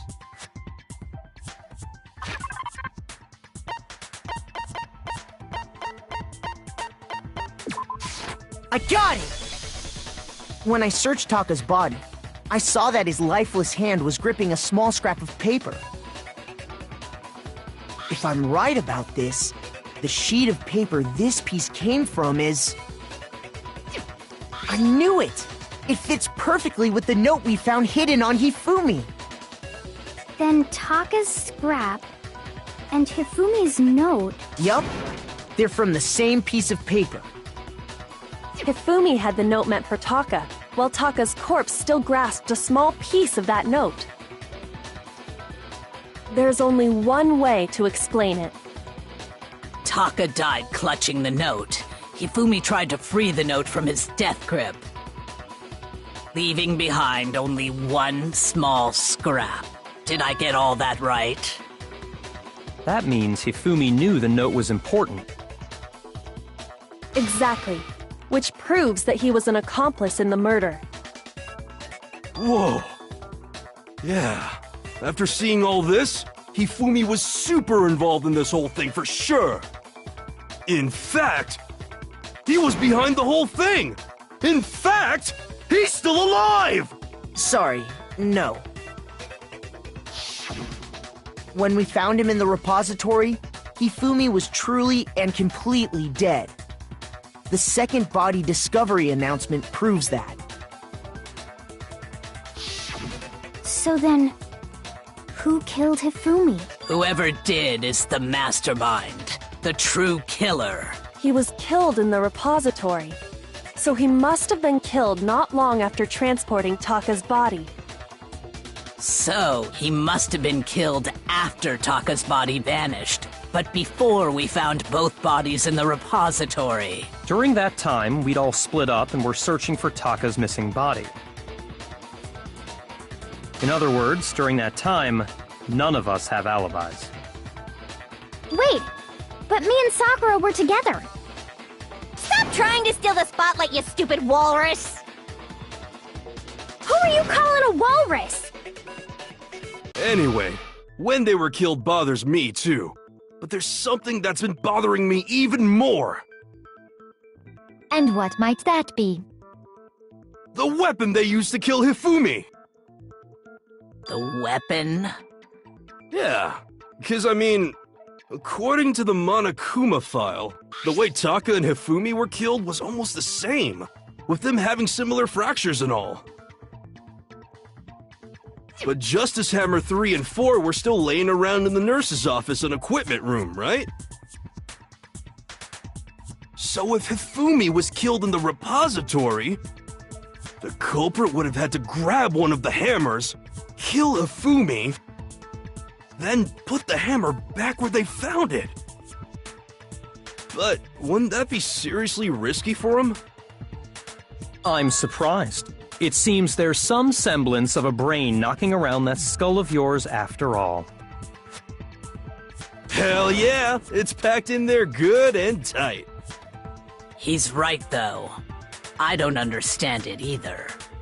The Monokuma file makes it clear that they were killed using similar instruments. But if the hammers were already laying around those other rooms... So the question is, how could the culprit have gotten their hands on either of the hammers? Personally, I haven't a clue. So which hammer was used to attack Celeste? Number 1 or number 2? Those were accounted for in other rooms too. And I don't think either one is big enough to kill someone. Then, Is it not possible they used a different weapon? I don't think it is possible. They were both killed with the same kind of thing, right? So then, what was used to kill Hifumi?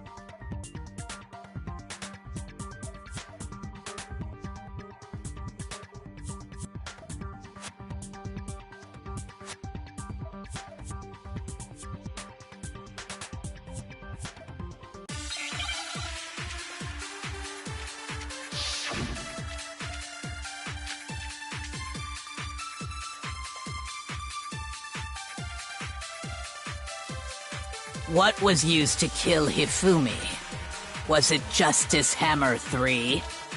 Maybe Justice Hammer... Well, whatever, there's one. How was the culprit? How did nobody witness them care? Sounds like a Justice Hammer 5 is a... Check out murdergear.com/hammertime. Well, one thing's the murder weapon had to be one of the Justice Hammers. No, that's wrong.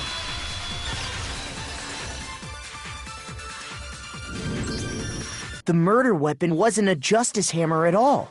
No, it was something completely different. But, seriously? A different weapon? Specifically, a hammer from the repository. The killer could have easily used that to kill Hifumi. Now, all the hammers in the repository were covered in flecks of grit and debris. But for some reason, one of them had been scrubbed clean. Huh? And the reason it had been scrubbed clean was most likely because it was used to commit murder. If the hammer got covered in Hifumi's blood, of course they'd have to clean it off. I'd also like to point out that the repository has all kinds of hammers. Big ones, small ones, and even some flat mallet-like ones. I think whoever made the Justice Hammers used those as a basis for their design. If that's true, that would explain the Monokuma file's note about the wounds being similar. So Hifumi moved Taka's body to the repository, where someone then used a hammer to kill him. And whoever did that is the true killer. The one Hifumi was working with. And the one who betrayed him. Hold on a moment. I still think it's strange to assume someone was working together with him. The way the graduation rule works, there is no benefit to helping someone else carry out a murder. So the idea that anyone would work together like that is simply ludicrous. We talked about this, did we not?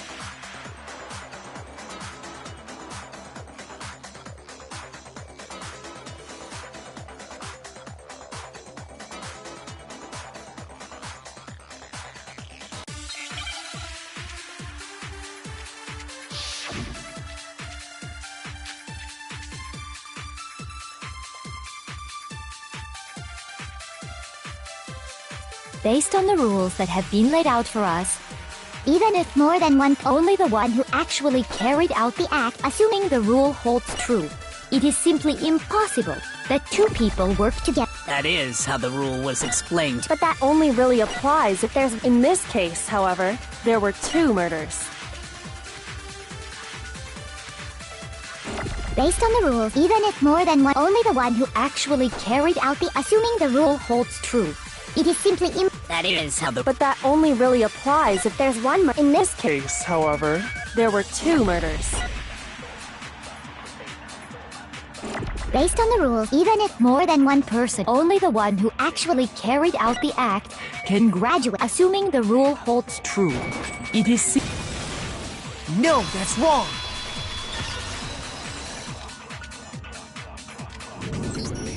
Since there were two murders, it's at least plausible that more than one person was involved. What do you mean? If there'd only been one murder, then yes, the idea of an accomplice isn't really worth considering. Naturally, if only one person can be saved per murder, an accomplice has no risk versus reward benefit. Risk versus reward benefit? The payoff for working together. The reward that balances out the risk of taking part in the scheme. There's no point in being someone's accomplice if there's no benefit to you. However, if there were some potential mutual reward for the risk, then cooperation becomes possible. You're saying that two people could act as each other's accomplices to commit two separate murders. I think that's what the true killer told Hifumi. They would each have an accomplice for their crime. And based on the case's events, Hifumi would have been the first one to act, murdering Taka. They made him carry out the first murder so he couldn't back out of helping them later on. So in this case, there wasn't one single person committing multiple murders. Instead, each person killed someone, creating two separate incidents. And it only looked like one person because that's how the true killer designed it to look. A single suspicious individual, a similar weapon used in each crime, disappearing bodies. By creating one seamless set of circumstances, they made it look like one person was behind it all. The mastermind picked their target and managed to convince him to go along with their plan. And then, to avoid the no accomplices rule, they simply killed their accomplice. Which, if true, means that betraying Hifumi was part of the plan from the very beginning.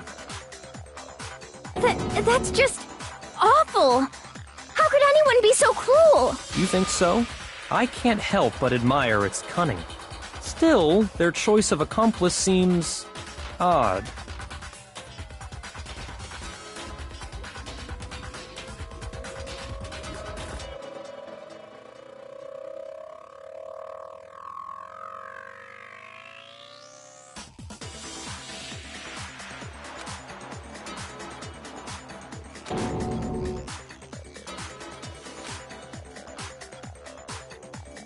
I understand how an accomplice could be involved, but then who was the one pulling Hifumi's strings?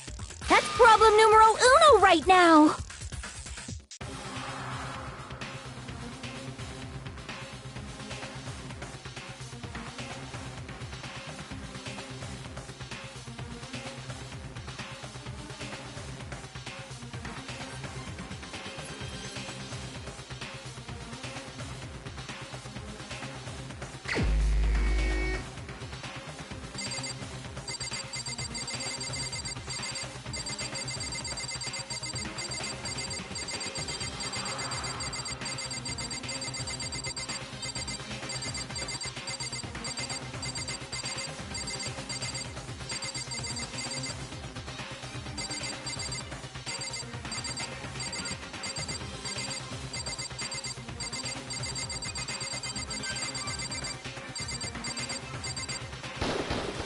Here's my answer. It was Celeste. Ah, so I'm the suspicious individual now, am I? I really do hate this kind of joke. A joke? I wonder. So what you are saying, then, is that I specifically chose to work together with Hifumi. The idea that I would choose to spend any amount of time interacting with him, that I would go within 10 feet of that shit-for-brains, that lazy, worthless goddamn idiot! Pardonnez-moi. Just to be clear, there is evidence to support it. Is that so? It is. Throughout the investigation, there was certain behavior that was common only to the two of you. Considering what we've learned so far, it only further proves that the two of you were working together.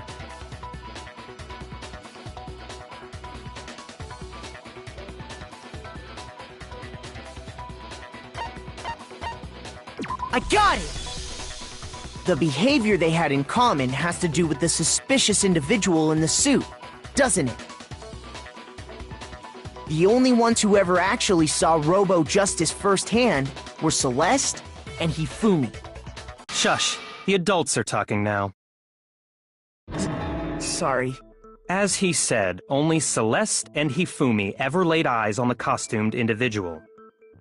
If we accept that Hifumi was one of the culprits, we can't help but suspect what Celeste has said as well. Are you saying everything they told us was a lie? After taking Hifumi to the nurse's office, we all began our search for this individual, correct? And not too long after that, do you remember what Celeste said?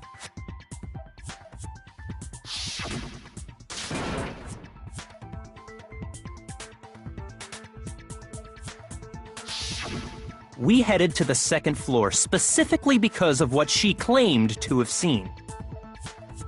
Next, to draw us all to the physics lab up on the third floor, She let out a blood-curdling scream. and when we'd all come to see what was wrong, what was it she said?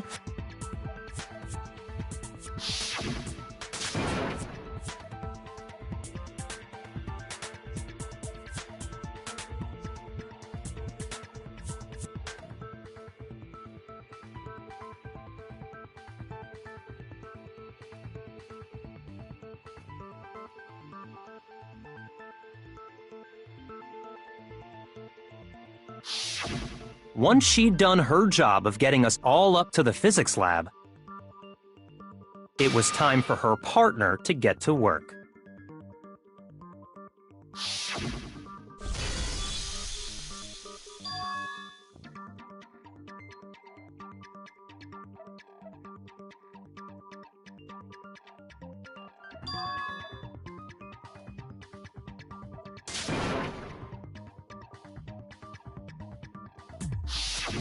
It was to get us to divide into two groups, so that we would discover both bodies at the same time? In fact, Celeste was precisely the one who proposed that we split up.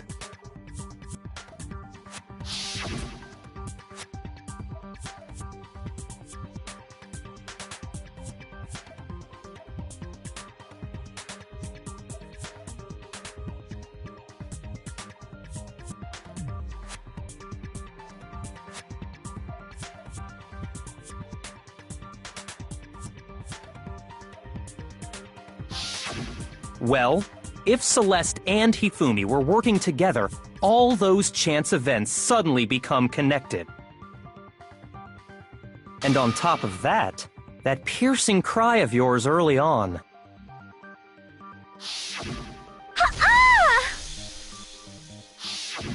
That was to signal Hifumi, wasn't it? It was your way of telling him, we are on the third floor, everything's going according to plan.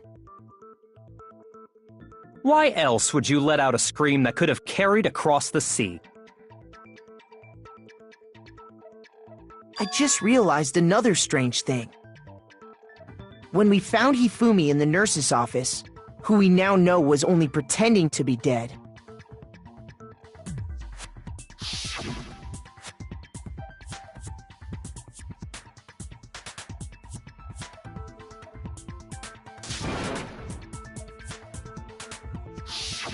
Celeste, you were the first one to say he'd been murdered. You wanted to make sure we wouldn't have any doubt in our minds. I don't believe it. Everything, the whole thing was one big act. Hina, you were with Celeste when Hifumi's body disappeared, right? Yeah. I was feeling kinda sick, so Celeste took me to the bathroom. Wait! Then that was... She wasn't worried about you. She just saw a chance to help Hifumi sneak out of the nurse's office. Each piece isn't much by itself, but start putting them together and the picture gets very ugly indeed. Wouldn't you agree, Celeste? I have no idea what you mean. Don't bother trying to deny it. You made one fatal mistake. Oh, did I? I didn't even catch it myself when you first said it, but looking back, I can say that that one little slip-up was your undoing. What are you talking about? I'm talking about what you said after Hifumi's body disappeared and we returned to the nurse's office.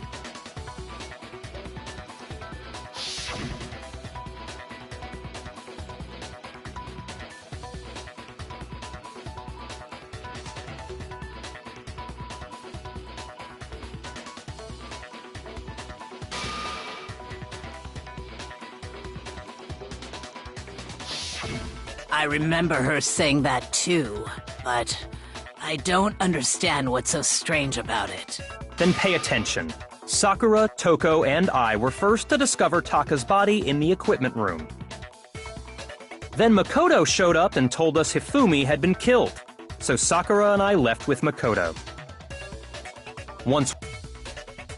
Now, the entire time we were together, none of us said anything about Taka being dead.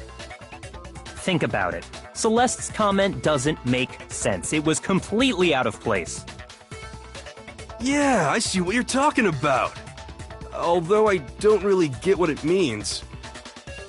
You hear that, Celeste? Everyone's having some trouble understanding. Could you repeat what you said? If you're really not the culprit, you shouldn't have any problem repeating it, right?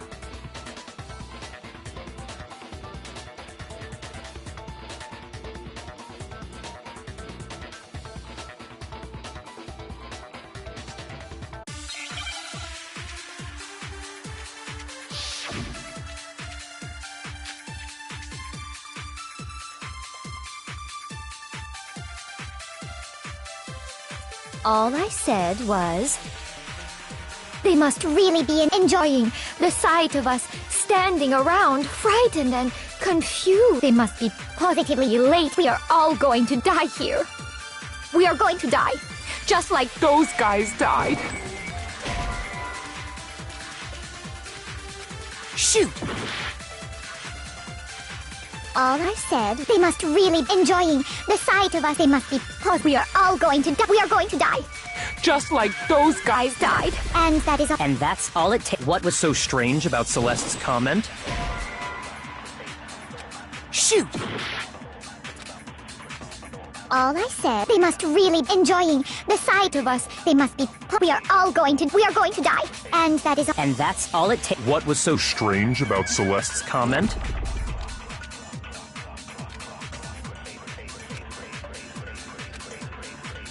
All I said, they must really be enjoying the sight of us. They must be we are going to die. Just like those. No, that's wrong!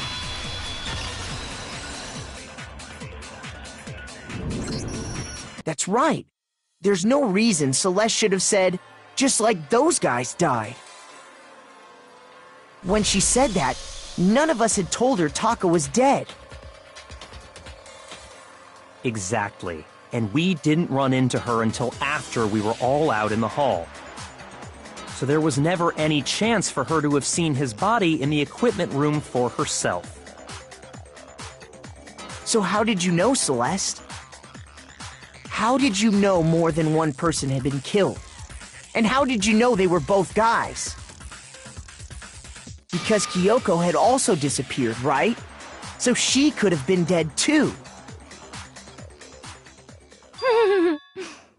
You all have such vivid imaginations. You know that?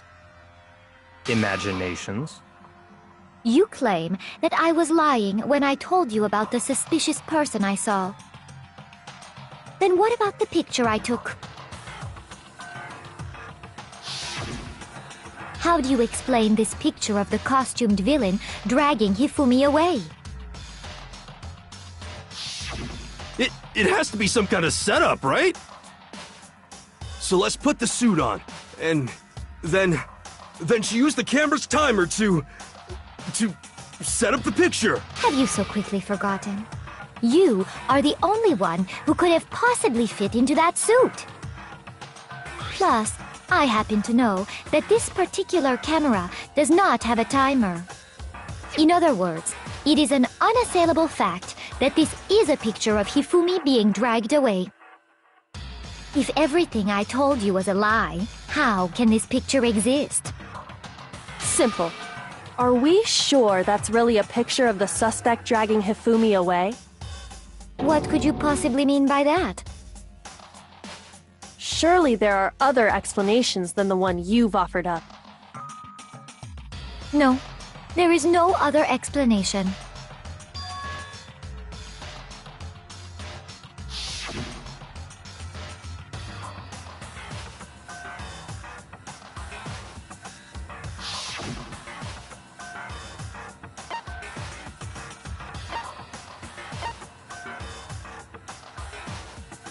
I got it! It's not a picture of the suspect dragging Hifumi away. I would say it's a picture of Hifumi dragging the suspect away. That's certainly within the realm of possibility. The one being dragged off in that picture isn't Hifumi, but the person in the robot suit. We've simply been led to believe that it's the other way around. And the strange costume might only exist to lead us astray even farther. If you saw someone wearing something like that in this situation, of course you'd notice and be suspicious. That's what happened!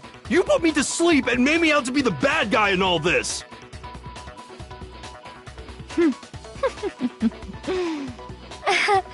Such a thing is utterly impossible. Hifumi was dragging him away? Ridiculous. Is it? I don't think it's ridiculous at all. Then shut your mouth and allow me to educate you.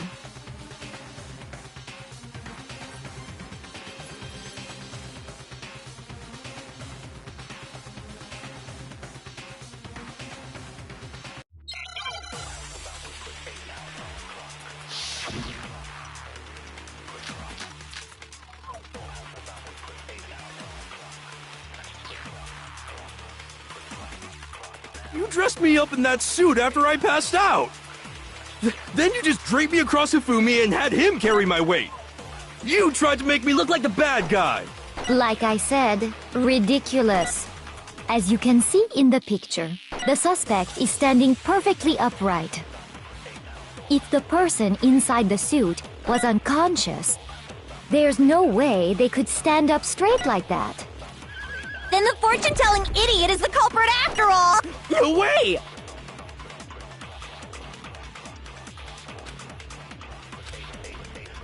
You dressed me up in that suit after I passed. Then you just draped me across Hifumi and had him carry my weight.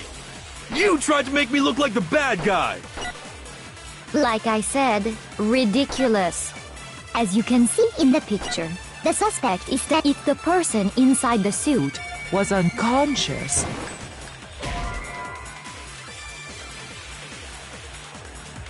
Shoot! You dressed me up in that suit after I passed out. Oh. Then you just draped me across Hifumi and had him carry my weight. You tried to make me look like the bad guy. Like I said, ridiculous. As you can see in the picture, the suspect, if the person inside the suit was unconscious,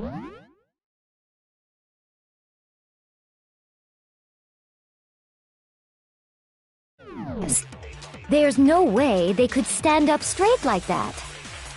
Then the fortune-telling idiot is the culprit after all! No way!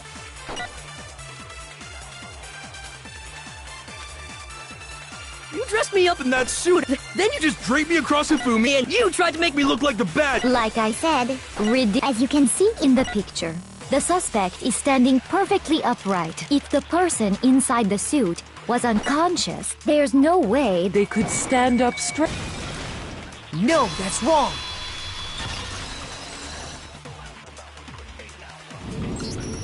No. Even if the person inside the suit were unconscious, they could still stand up like that. Because that Robo-Justice suit had a certain characteristic.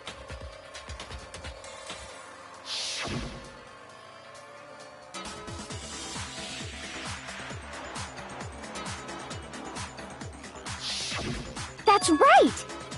They totally made a mistake when they made it, so it couldn't bend at the waist. I'm not so sure that was a mistake. I think the suit was designed from the beginning to be used the way it was. Celeste and Hifumi took the suit they'd specially designed and stuffed Hiro into it.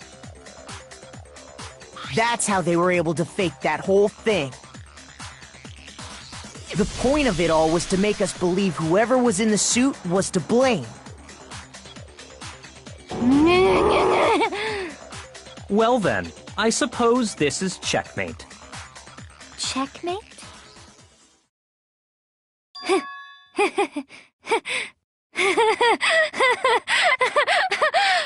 Don't make me laugh, you idiot! What do you mean, checkmate? Celeste? Clearly, you want to cram me into your little guilty box. Well, there's one little problem. Have you already forgotten what Hifumi told us as he lay dying?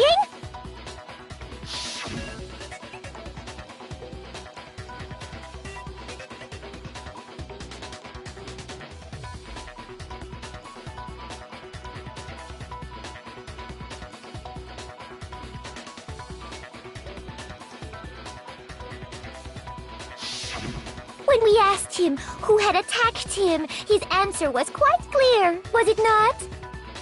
He said, and I quote, Yasuhiro.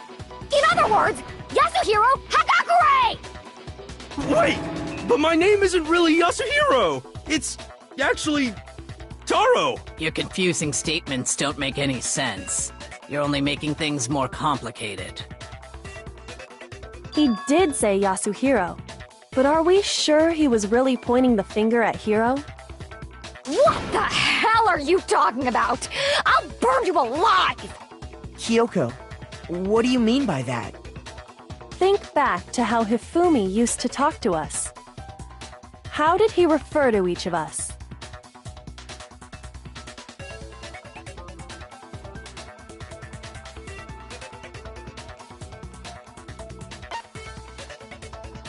I got it! That's right!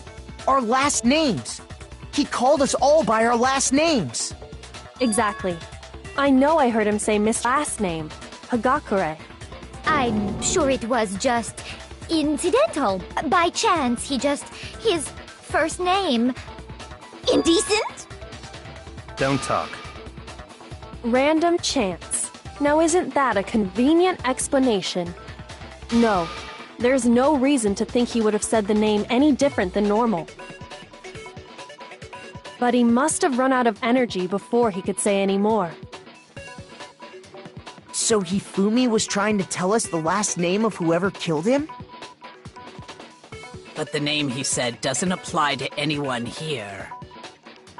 Well, no. Hold on. There's one person it could apply to, and that's Celeste. She never actually told us what her real name is. What did you just say? To think you'd take your false accusation so far, I don't know whether to laugh or spit! Come on! Enough with your idiotic blather! Yasuhiro is a loser's name! Do I look like a loser to you? Well, do I? What?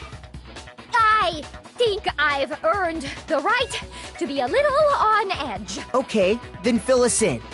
What's your real name? Fine!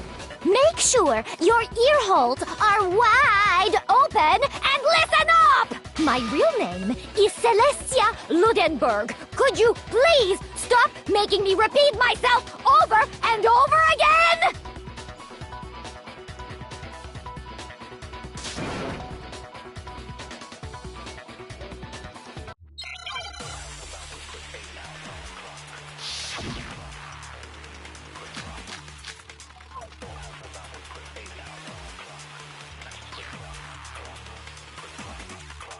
Hifumi was trying to tell us something. He wanted us to know the killer's last name, Yasuhiro. If there's one person here who might... It would have to be you, Celeste. You haven't told... How many times do I have my name? Celestia Ludenberg, god damn it! How long do you plan to go on pretending? I'm not pretending. It's the truth. And since you have no way to contradict me... No, that's wrong!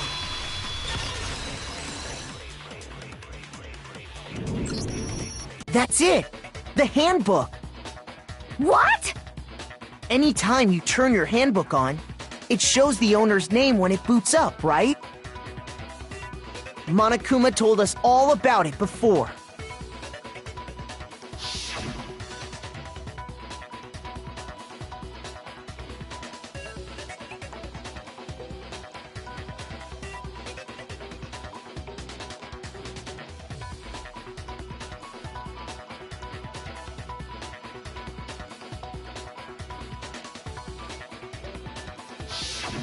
So all we have to do is check her handbook, and that'll clear up everything.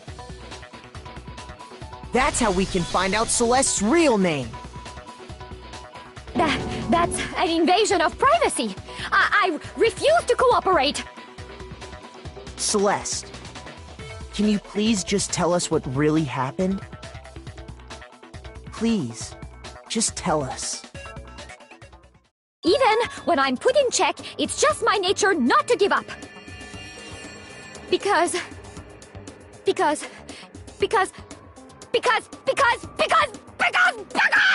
Until the game's over, you never know what might happen! Fine then.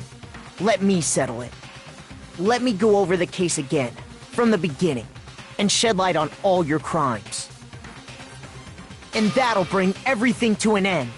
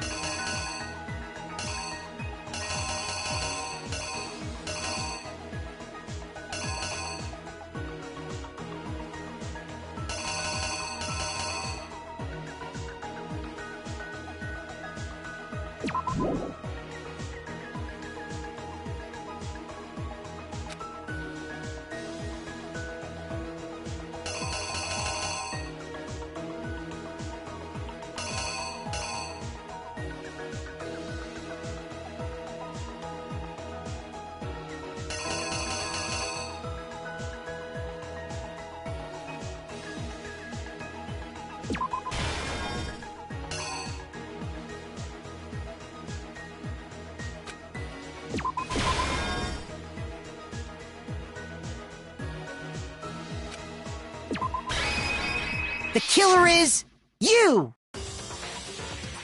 Before anything, the killer persuaded someone to help carry out the murder. And that person was...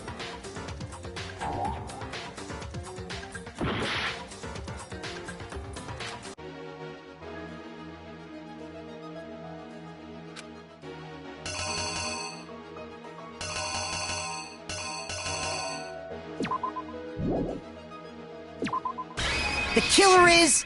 you! Before anything, the killer persuaded someone to help carry out the murder. And that person was...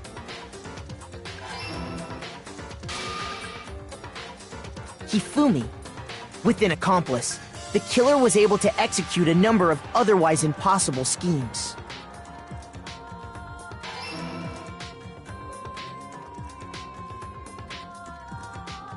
First, they convinced someone to meet them in the rec room last night at 1 in the morning. That someone they met with was Hiro. The murderous duo intended to pass Hiro off as the prime suspect, so when they met up with him, they drugged him, knocked him out, and stuffed him into the Robo-Justice suit.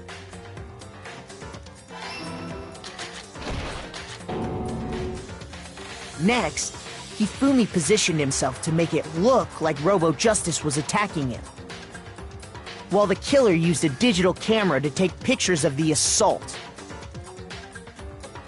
They did all this just to create evidence that would put the suspicion on Hiro. When they were done with him, they shoved him, still unconscious, into the pool room locker.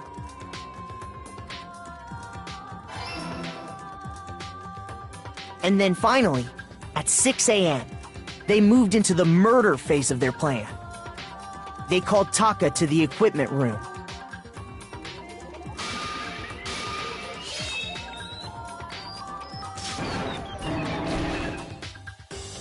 And that's where Hifumi killed him, making it the scene of the first murder. The murder weapon was Justice Hammer 4, which was left there in the equipment room. The reason Hammer number 4 was used was to create confusion about the order of the crimes. So, next they falsified 2 more assault incidents. For these attacks, the killers pretended to be the victims, to solidify Robo-Justice as the suspect. The first fake incident was the attack in the rec room. There, the killers wanted us to see Justice Hammer 1 and the Robo-Justice pictures they'd taken. They wanted to make sure we bought the surprise attack story. The second fake incident was the attack in the library. This time, they planted Justice Hammer 2 and an injured Hifumi to sell us that story. With these 2 incidents, the killers were able to create a certain preconception in our minds that the suspect was increasing the size of the hammers and attacking people in order as they did. We fell right into their trap and started looking for the suspect based on that. But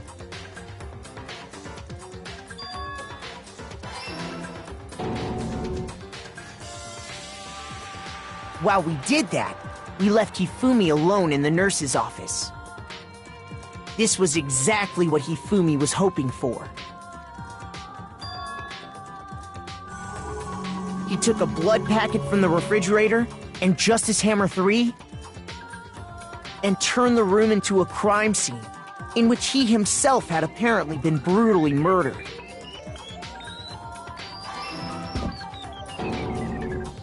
He let out a scream to draw us back, and when we returned, that's what we found. Meanwhile, the other group that had been out searching found Taka's body at the same time. So when we heard the body discovery announcement, we naturally assumed it was for Hifumi. We left the nurse's office, and Hifumi once again took advantage of the situation. He simply got up and made his escape. When we learned his body had disappeared, we all rushed back to the nurse's office. And once again, Hifumi had the chance he was waiting for. This time, he snuck into the equipment room.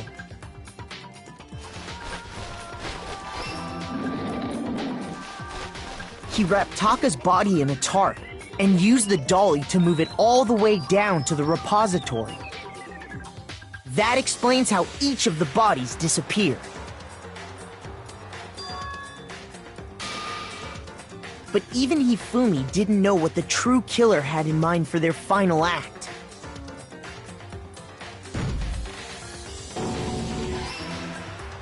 Their plan all along was to kill Hifumi and get rid of the one person who could betray them. And they did it using an ordinary, everyday hammer from the repository. That should cover everything that happened in this case. And the villain behind it all is...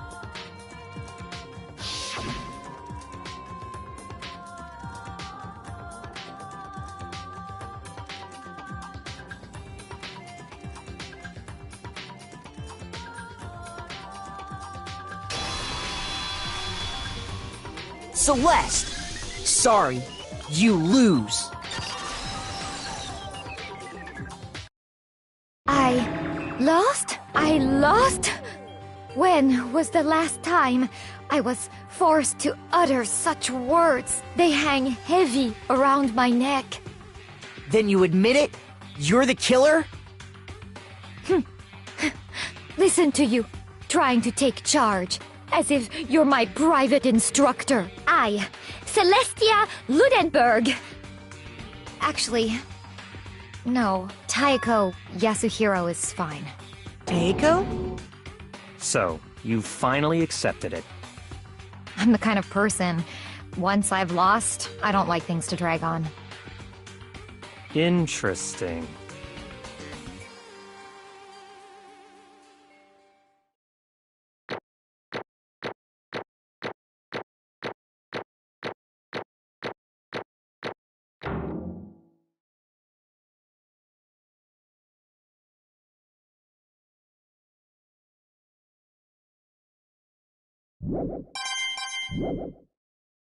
Okay, Monokuma. I'm ready to begin. Or, no. I suppose this is the end, isn't it?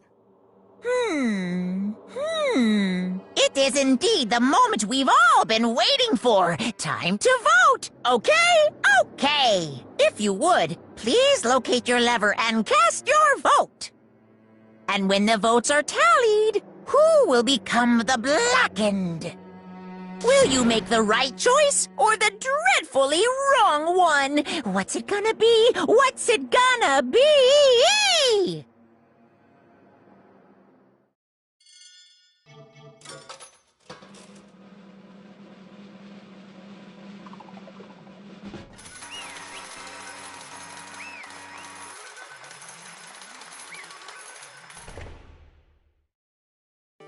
What?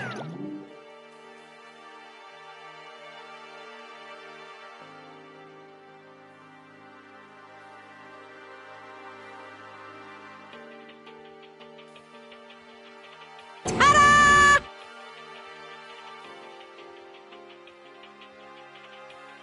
Honestly.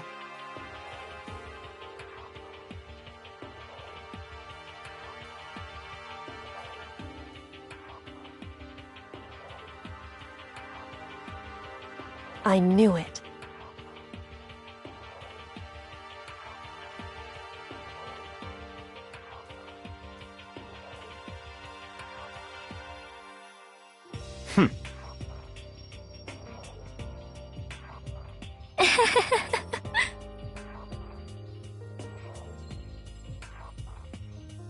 So then...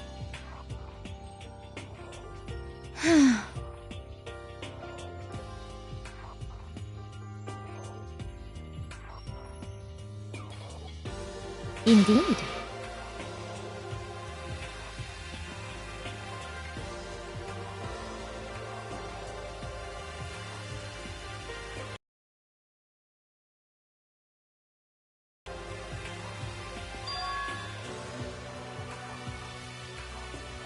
Say what? Just a second.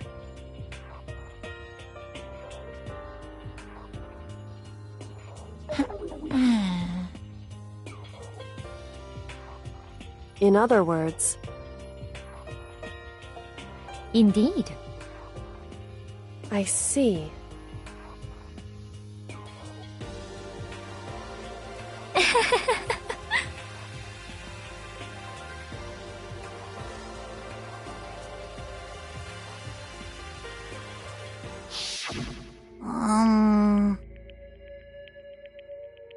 Actually,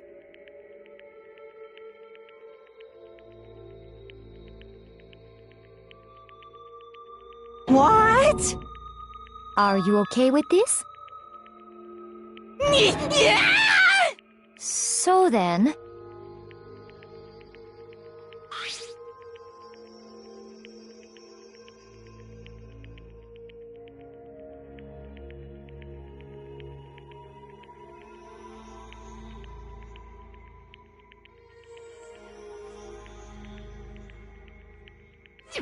Damnation!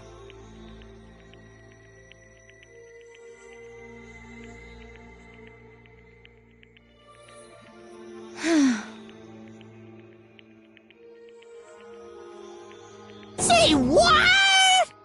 as for me, Oh, as for me,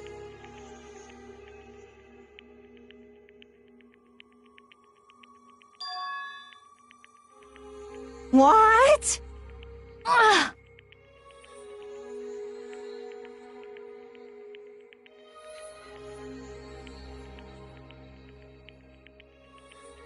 Damnation!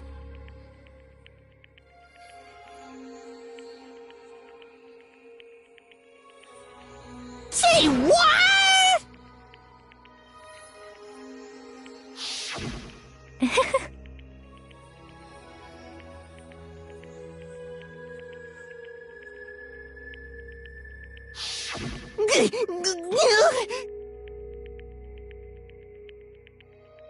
Completely unforgivable! most unfortunate.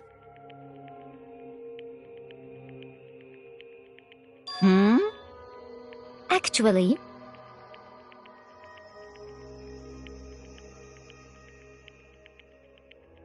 What?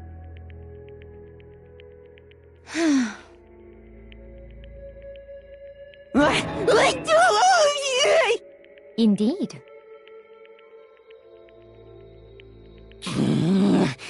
This is unforgivable!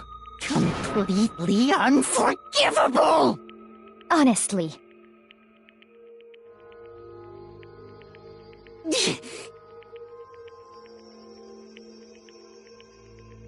I swear I will save her! actually,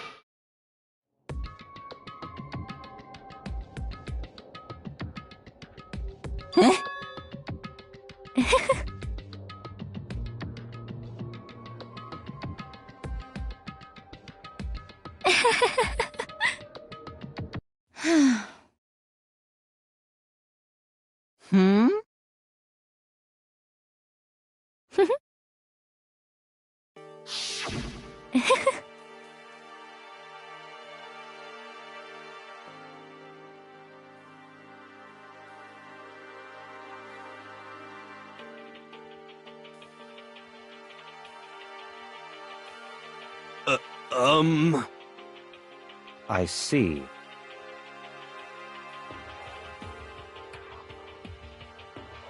indeed.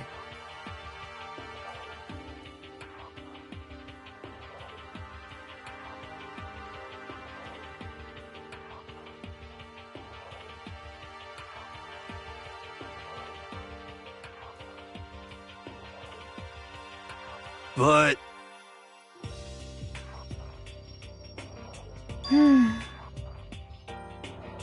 huh?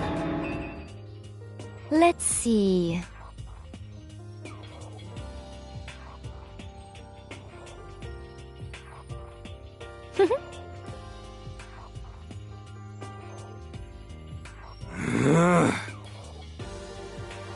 Well,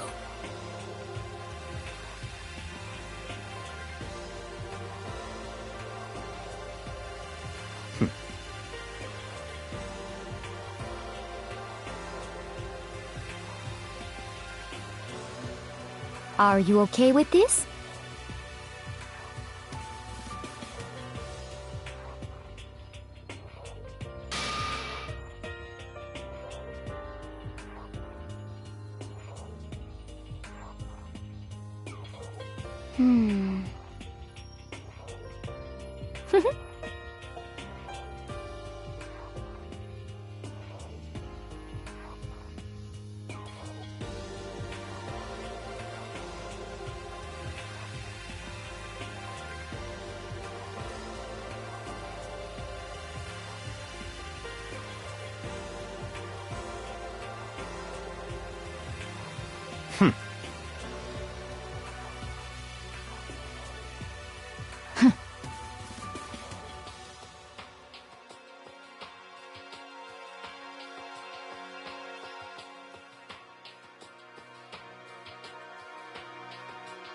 So in the end...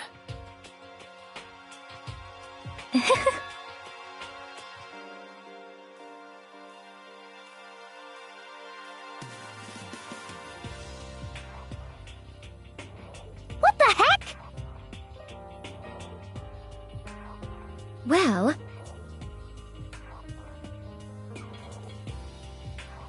Don't be mean! I wonder about that.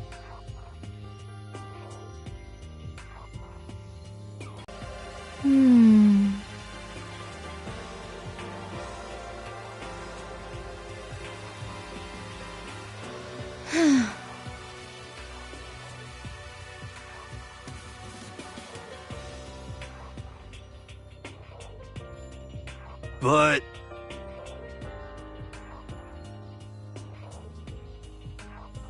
You little bitch! Hey!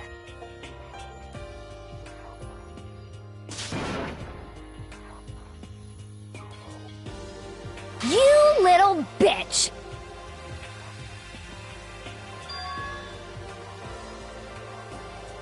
This is fine.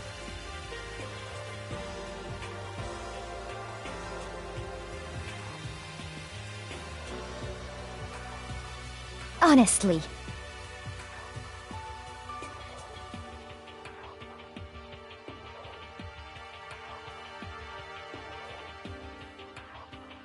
As for me,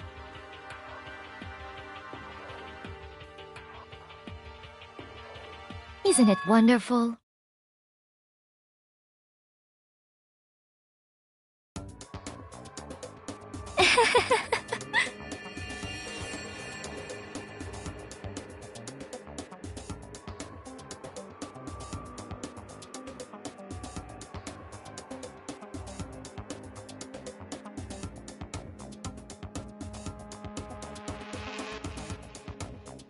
This is fine.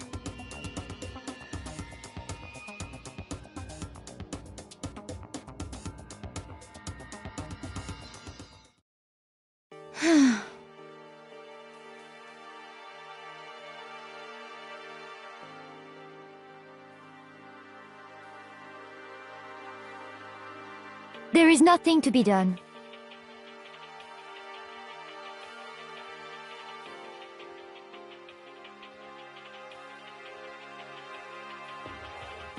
Just the worst.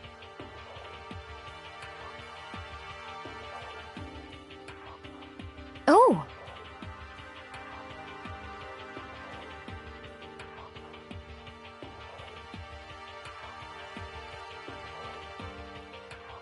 Do you understand?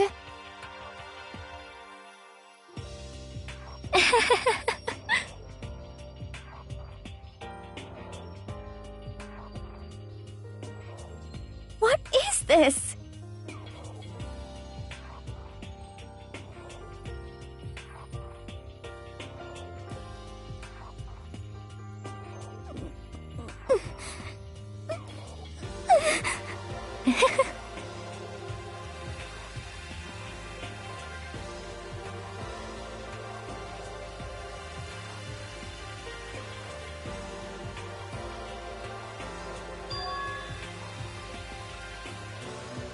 Yes, indeed.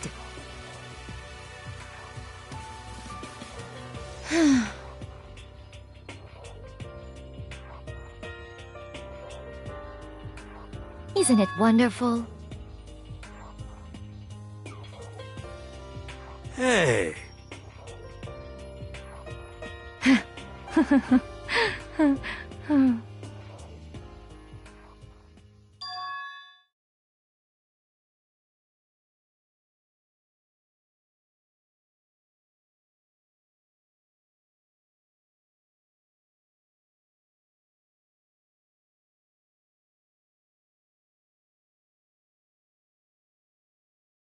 Thrills, chills, kills!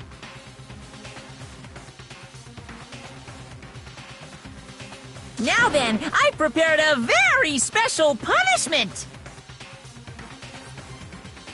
Let's give it everything we've got! It's punishment time! I guess I'll let Kyoko hold on to this. What? Will it really give you the hope you're looking for? I can't say I ever saw it that way. Which is why... Actually, it's not important. Well then, take care, everyone. Perhaps we'll meet again, in another life.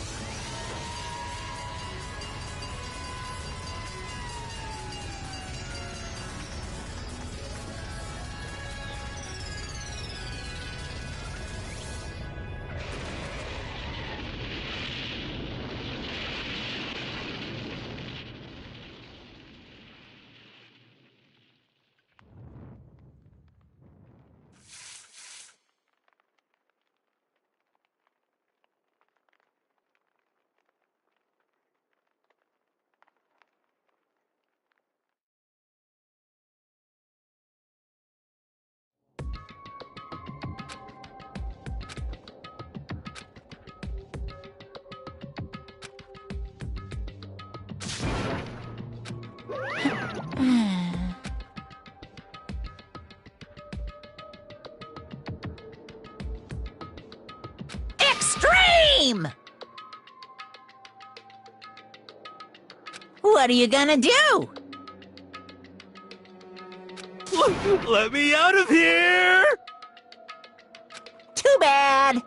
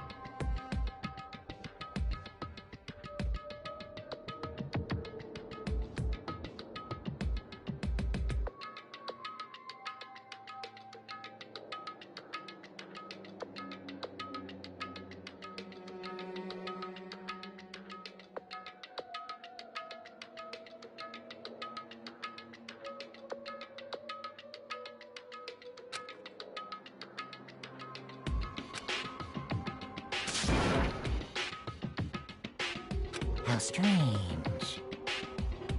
Hmm.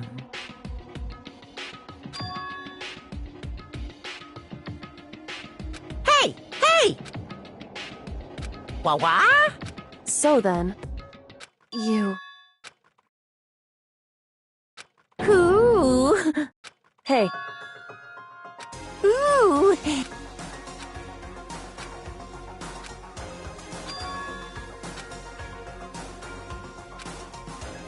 Hello. Well? See ya.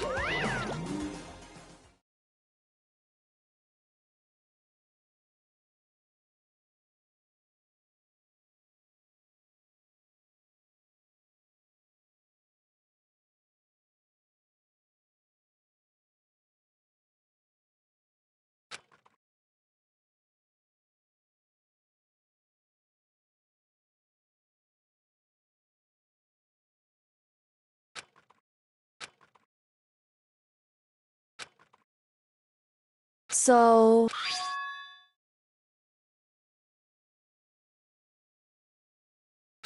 Huh?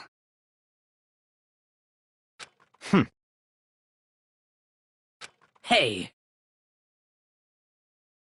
Indeed.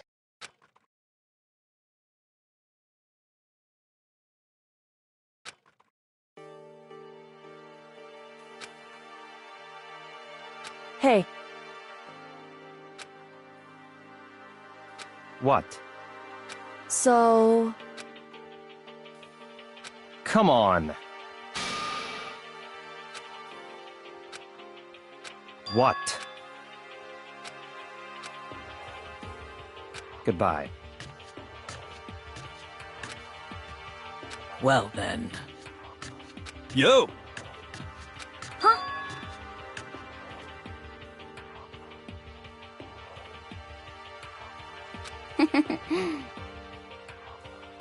Okay.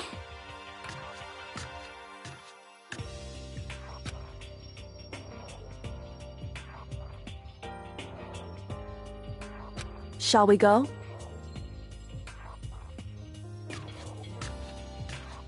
So then,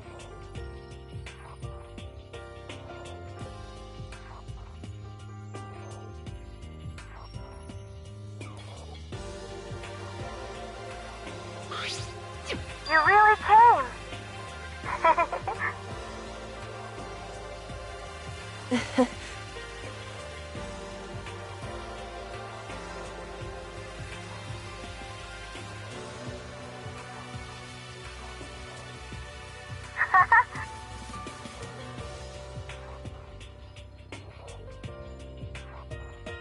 So,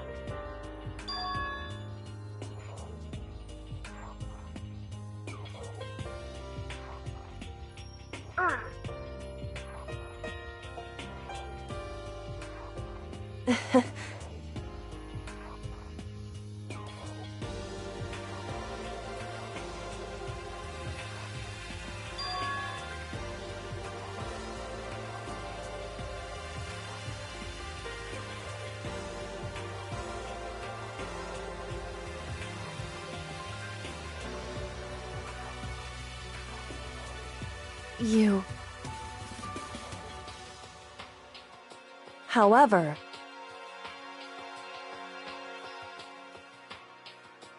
What?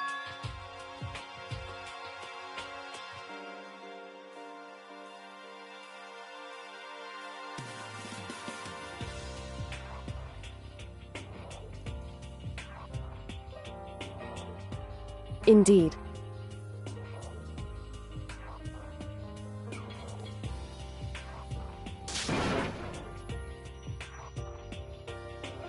What?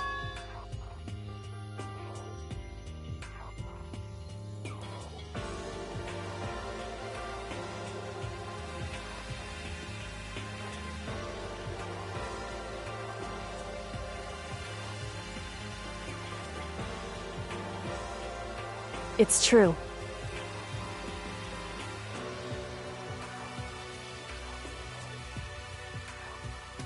That's fine.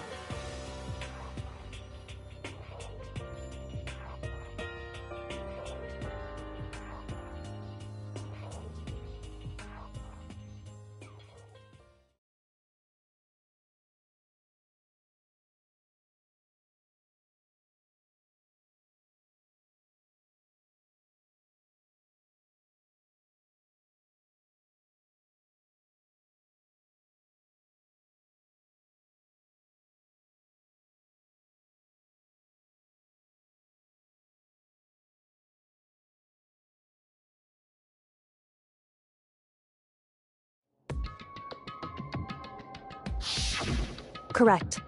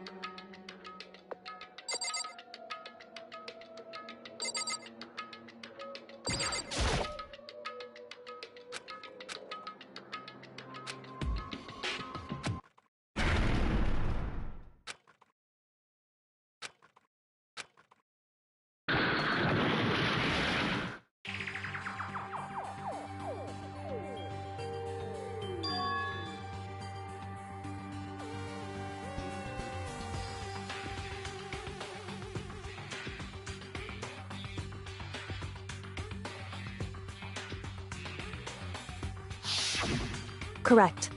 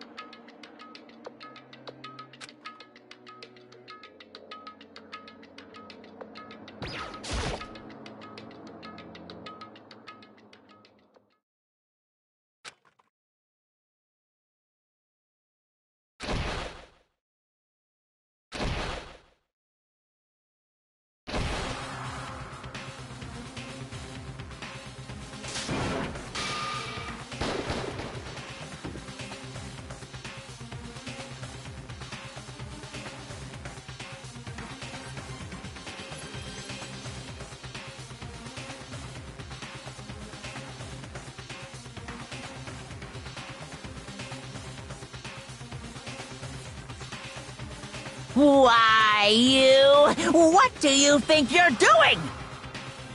I asked you a question. What's the meaning of this? How dare you defy me? This wasn't part of the deal!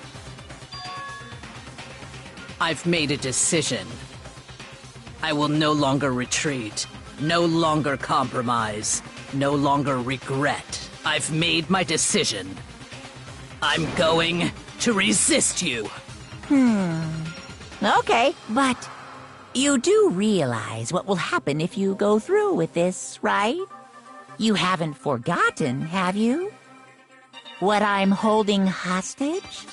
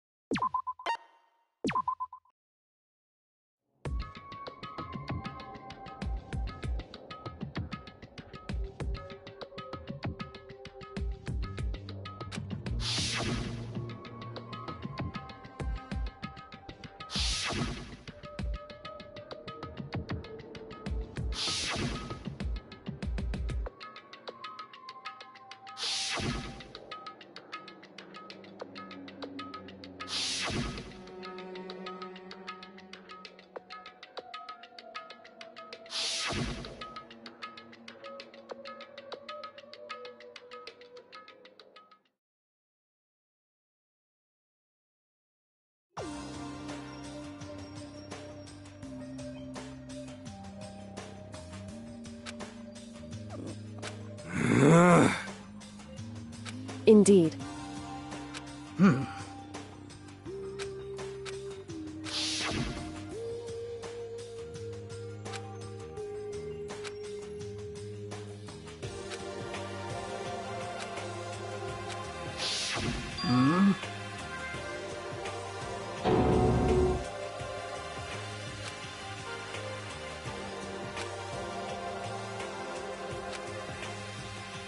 Okay. Huh? 'Cause, I mean...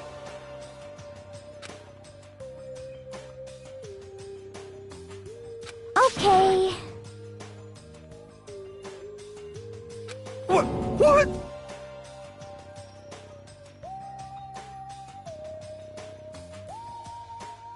Huh?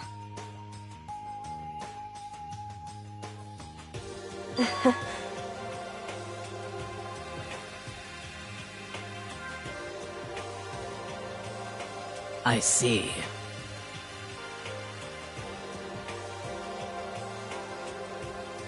It's true.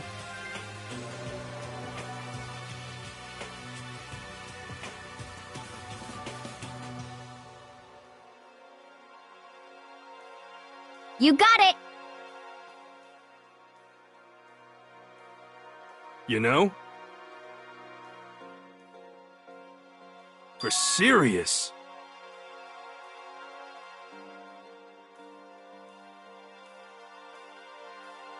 Well...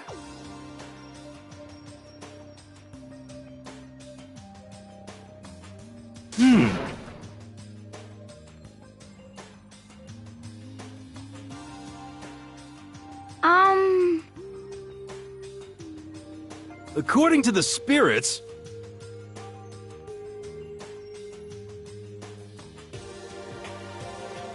However, How about that?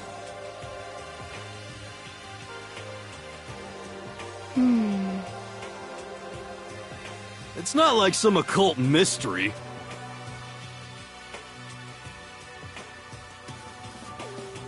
The occult is bullcrap! You got it all wrong!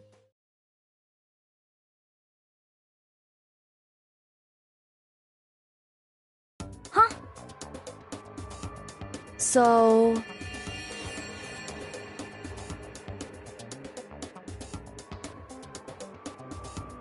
Actually...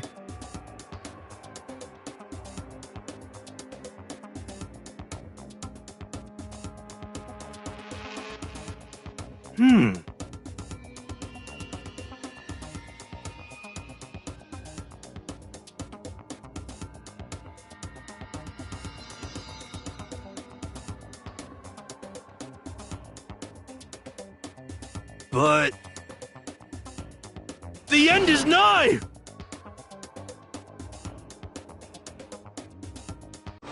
Some crazy beam came out of nowhere and locked onto my hamburger.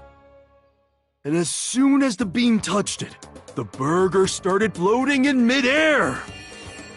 And then, still floating there, the entire burger started coming apart. One part of it just vanished, while the rest fell back into my hand. Do you realize what that means? It means the burger wasn't 100% beef. It must have had some pork or something mixed in. Something like 70% pork and 30% beef would be my guess. You can't trick me.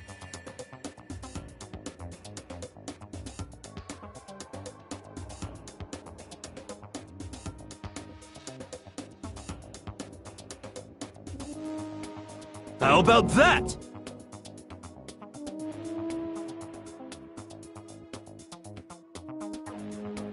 Ah.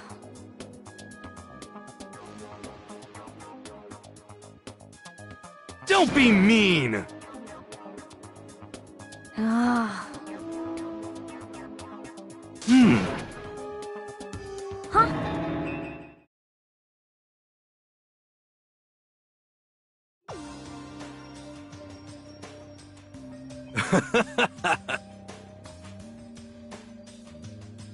Yeah!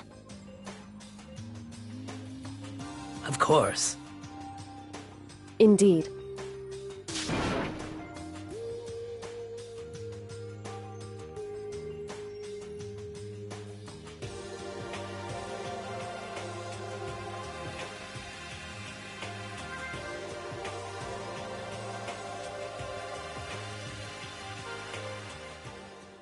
Well,